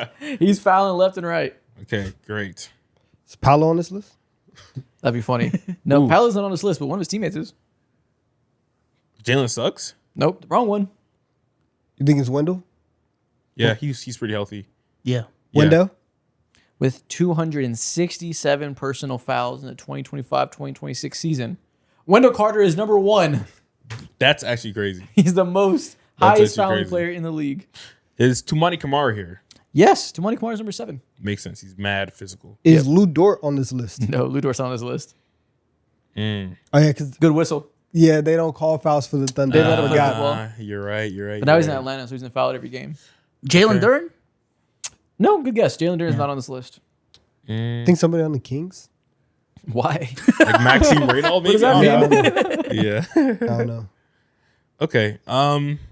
Because like part of it is like, yes, you need somebody who's like a good defender, but also the good defenders are good at not fouling. Oh, is Onyeka Okongwu here? Yes, Onyeka is number Fouls a lot. 5. Yeah. He's always in foul trouble? Yeah, he is. He just does too much. Always getting the deep cuts out the way. Yep. Is Jaren Jackson Jr. here? He missed some Nope, time though. he got hurt. He would have been number 1. Rudy Gobert? Nope, Rudy Gobert is actually number 14. Okay. Oh, no, my bad, 16. He didn't make the list. Is Josh Hart on this list? Nope, definitely not. I'll give you a hint. There's another Paolo Banchero teammate on here. Oh my God. Franz is here? Nope, there's another Paolo Banchero teammate on here. Desmond Bain. Desmond Bane's angry ass His is number ass. 3. Yeah. That's Number Of 3? course. The highest non-big, number 3. Okay. Be getting mad, throwing balls at people. Oh my God. It's a frustrating season. What can I say? I would say number 4 is also a bit of a hothead. Oh, I thought you said another Magic teammate. Jonathan Isaac? They're just clobbering people. Did we say Isaiah Stewart? We haven't said it No, yet. Isaiah Beef Stewart. Stew? Beef Stew is not top 10. Another hothead. Maybe you don't think about it. Oh, as a Amen hothead. Thompson. No, Amen Thompson's not top 10. sir? And Amen Thompson teammate is here, though, and it's quite funny. Kevin Durant? Şengün here too? Şengün's number 6. He turns Bro, over top 10 Şengün. and fouls top 10. Şengün. Yo, What the this fuck? dude's buns. Şengün, this is looking real bad, bro. I'm trying to defend you, but it's not working.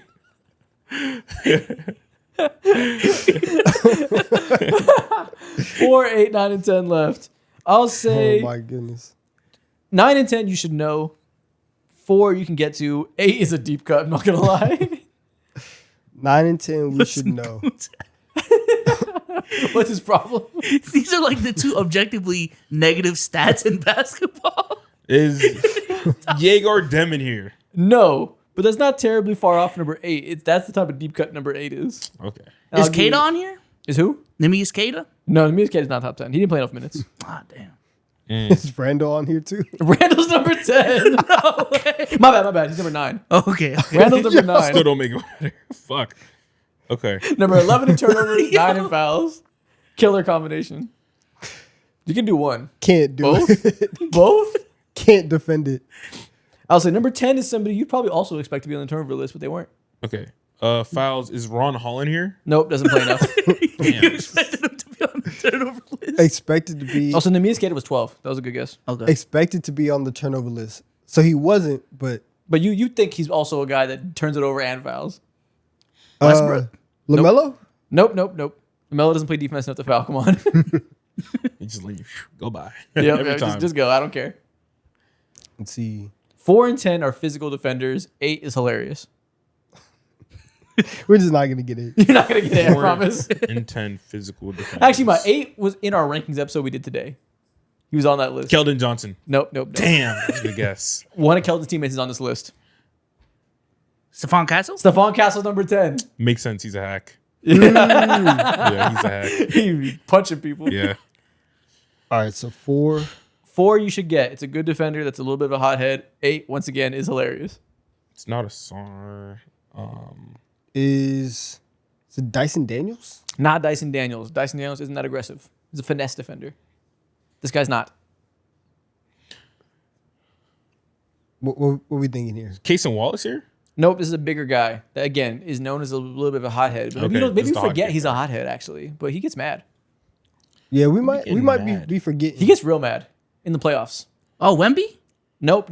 Maybe this guy got mad at Wemby before. Oh. Got mad Mad at Wemby. at Wemby before. Who got a bow? Maybe he's this- good for these a- playoffs? Oh, Nas Reed. Nope. Close, No. though. Damn. Maybe this guy's good for a push in the back or two a season. Oh, Jokic. Nope. Jokic. You're closer at Nas Reed. This is Jaden McDaniels at 4. Ah, that makes sense. Fuck. Yep. I forget about him. You get mad. Just quiet about it. Yeah. You pushing people. Yeah. Okay. Number 8. He was on our rankings we did today. So he's a power forward. Yeah. All right, let's Maybe he plays a little bit center too. Power forward plays a little bit of center. Maybe he's a go little Caucasian. It's a little bit. Just a little bit. a little bit. A little bit. It's a wee bit. Okay. Filipowski? Kyle Filipowski's number 8. What the fuck is he doing on this list? And how do you know that? We got too many questions going on right now. That's very weird. What? How do you know that? We have to investigate Utah, bro. How is he fouling so much? Because he played a lot of center because Kessler wasn't Okay. there. So he was a young center just playing terrible defense, hacking people. We gotta investigate Utah. They already did, buddy. Yeah, true.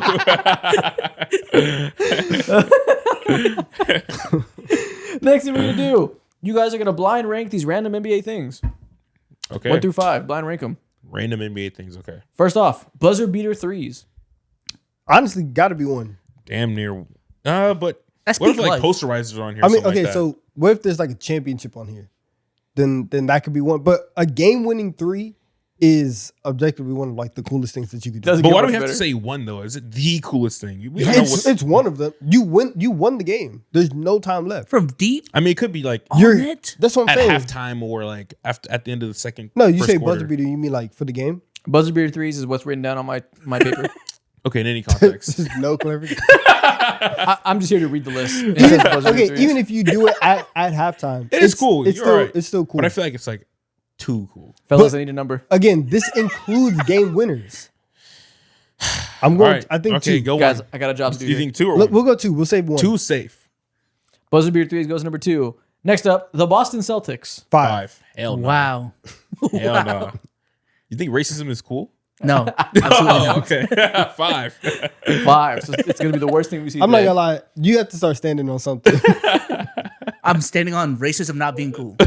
Fair. He did stand on that Hell immediately. yeah. He stood up instantly. You got to back you guys. Even if it involves can't. backing racism, you got to do it. It's you and Boston against the world. So Your back is against the What's wall. the next item? Next up, LeBron James. 1. There's one for real. Better than buzzer beater threes. He's hit plenty of them. Nothing hits like Jack LeBron of all hits. trades. He's pissed on the Celtics so many times before. That's cool as fuck too. 1. yeah, we'll Nothing go hits one. like a hit of LeBron. We'll go one for Braun. Next up, the fourth thing, the other LeBron James. Bronny? What are you feeling right now? 4. Okay. It's cool still building himself. The Lakers apparently like they don't want to trade him. They don't want to like go over him at all. Because Wanna keep they him might developing. as well keep him. His I money's agree. guaranteed. You can say 4. He's cool. So 4. So 1, you have LeBron James. 2, buzzer beater threes. 3 is open. 4 is the other LeBron James. And 5 is the Boston Celtics. Last thing, slotting in at number 3, Derrick Rose's ACL tear. Ooh. That's apparently better than the other LeBron James. So look in the camera, Donovan, and tell Bronny James at home that you think he is worse than Derrick Rose's ACL tear. He lives in Chicago too, man. He finna get drive-by'd. Let me take it off of him. They're looking for him. Thank you. Come on, man. The GDs are out here, man. I'm good on that, man. They're trying to find him. They said he'll eat the dirt. I was set up. Now GD's looking for you. You don't care about my life. I took no part of that. That's hilarious. Last thing we're going to do today. Bleacher Report put out one of their historic lists. something we love to react to and tell you guys whether we think it's good or bad. Today, we are reacting to Bleacher Report's list of the top 99 defenders in NBA history. They couldn't go to the extra 100. Nope, 99 cooler.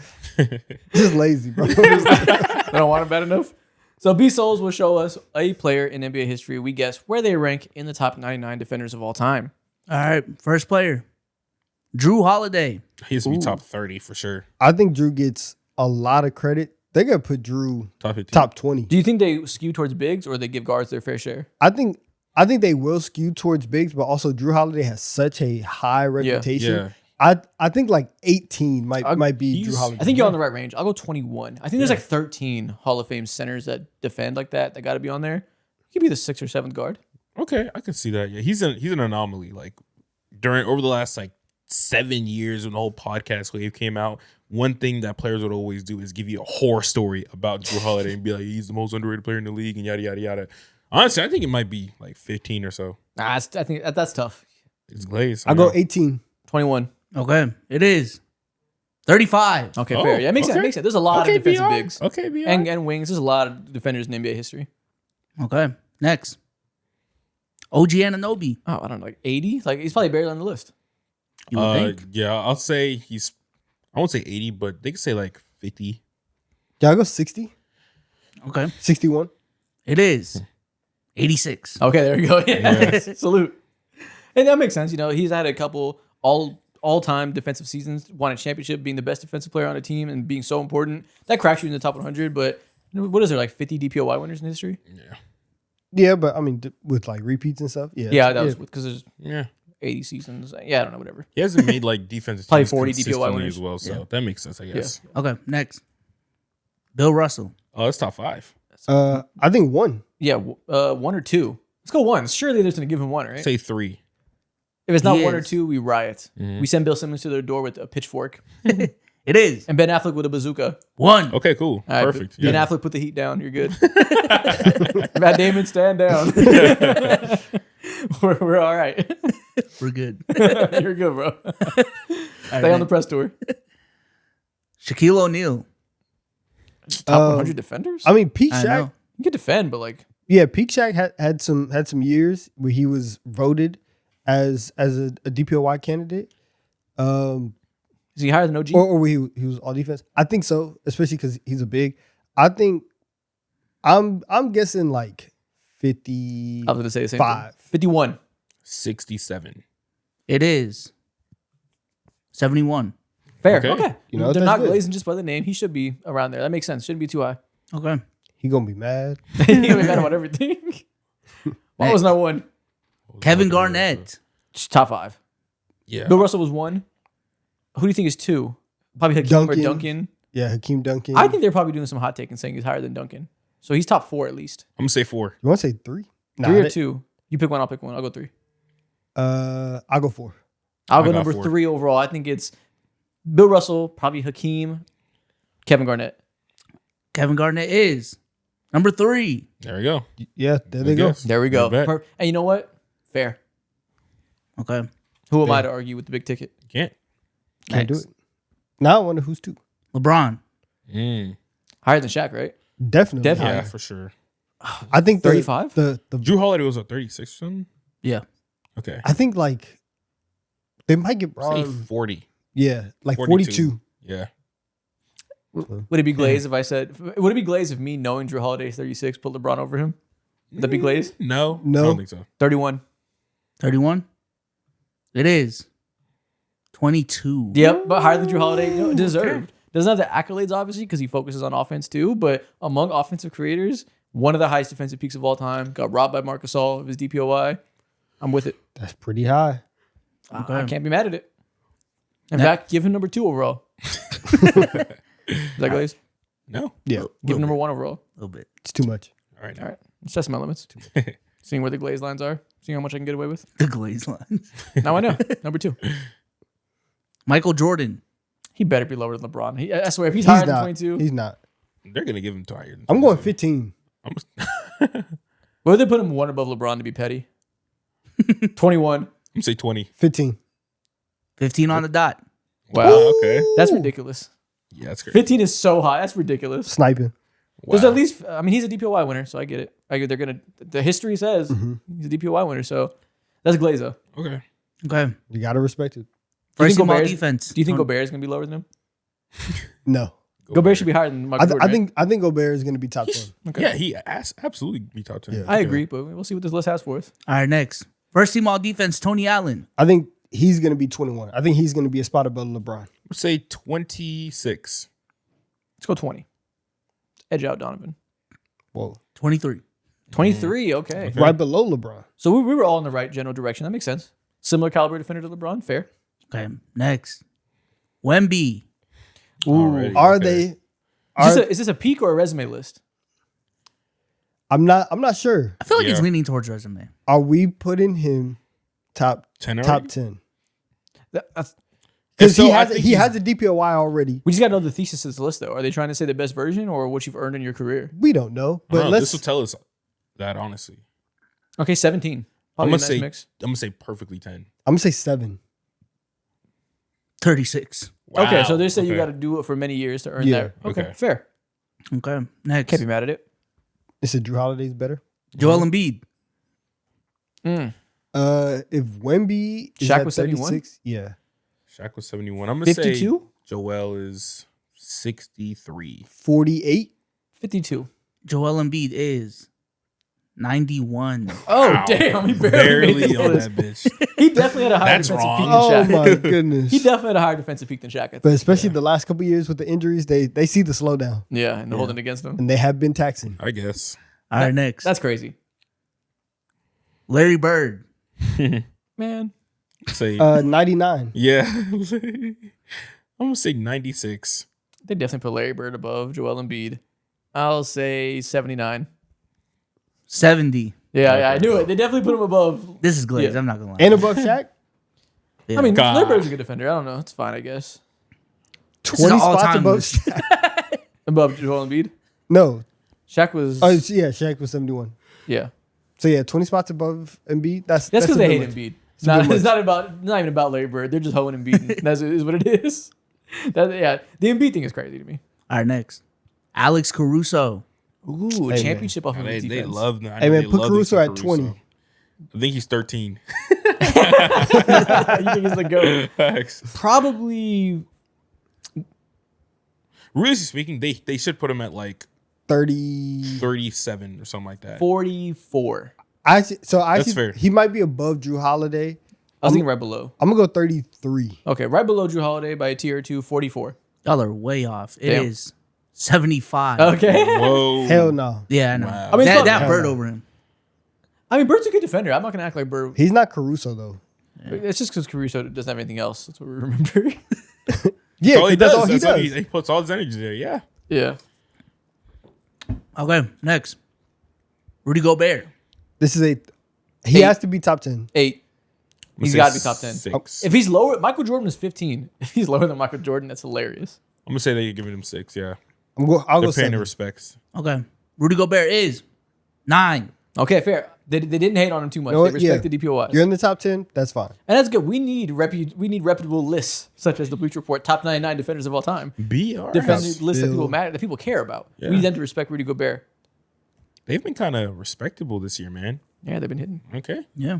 No All more right. rage baiting. Next. D Wade. Oh, what the hell? LeBron was 22. 94.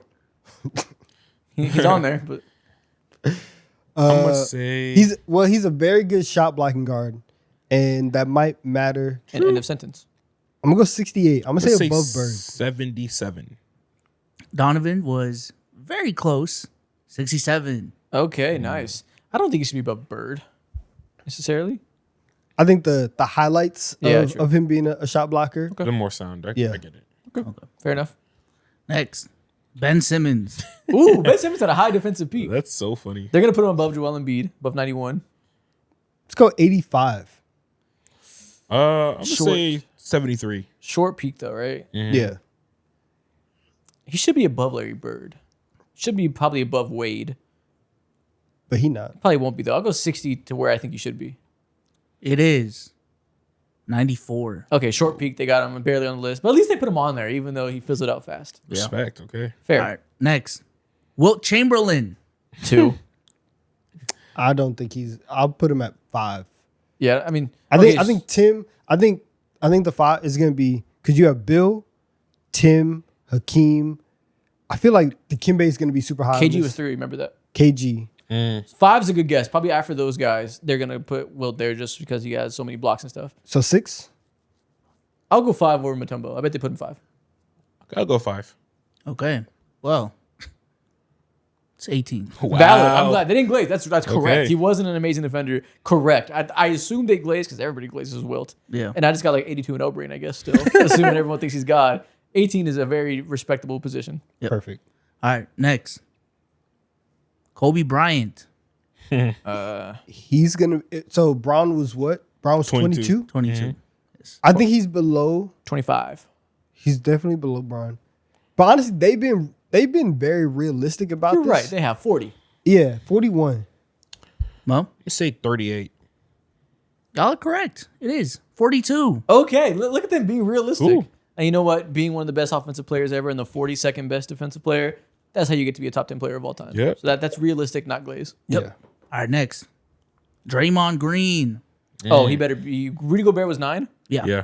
He's either 10 or 8. They're going to put him right next to him. Do we think he's slightly better or slightly worse? Slightly better. I'm going to give him 8. 8 is cool. Let's go 8. It is It'll be funny. 10. Damn. Right after Gobert, okay. I knew they'd be right next to each other. I knew they'd rage bait in some way. with So those they next put, to each other. where did they put Wemby at? 36 or something? 36. Yes. They're actually messed up for this. Because Gobert over And Rudy, Draymond. 9. That's not crazy. Yeah. Gobert's a 4-time DPOY. Draymond's going to talk about this on the that's podcast. what I'm saying. Like you put Rudy's life in danger. Draymond's going to talk about everything. They put a target on his His life back. on danger, true. Hey, next All-Star weekend when he sees him, Exactly. take his fucking knee. Just going to trip him. Just to be on the court, just. You just put a battery in his back. Yep. He's done more for less. Yeah, he'll slide for this. True. All right. A couple more here. Giannis. Ooh, he should be high. DPOY. Is he top 10? He should, no, not top 10. not top 10. But he should be higher than LeBron. He's the only MVP DPOY. They probably, with Jordan, they probably put him near Jordan at 15. You think I'd say 11? 17. 11 or 12? I bet he's right below Jordan, but he should be right above him. He's So- probably above. I'm gonna say 12. If we think he's above, I'll go 14. I'm going to go 17. Mo. You are correct. It is 17. That's what I thought it was too. 'Cause I thought they put him right below Jordan, which is rage bait. Yeah. Okay. Rage bait. Don't love it, but we'll be all right. All right. Tim Duncan. You think he's 2 above KG, or is he 4? I think they give him 2. I think I'm gonna say 4. I think they made, like you said, they made the stand of KG over Tim. Yeah. So I'll say 4 for Tim Duncan. I agree with you. Number 4. Tim Duncan is 2. Oh, so Hakeem must be number 4. Okay. They didn't make no stands. They still I went love- Duncan over. Hakeem is next. So, He's Four. 4. Four. Has to be 4. okay. Yep. Hakeem is 4. Okay. There you go. Okay. All right. So that's the top 4. Who's number 5? Number 5. Let me see. If you don't have the list pulled up, it's fine. But it might be Mutombo, like you said, or Rodman, maybe. Number 5 is Ben Wallace. Yeah. Okay. Valid. Fair. Yeah, he's up there. Fair. Okay. Last one.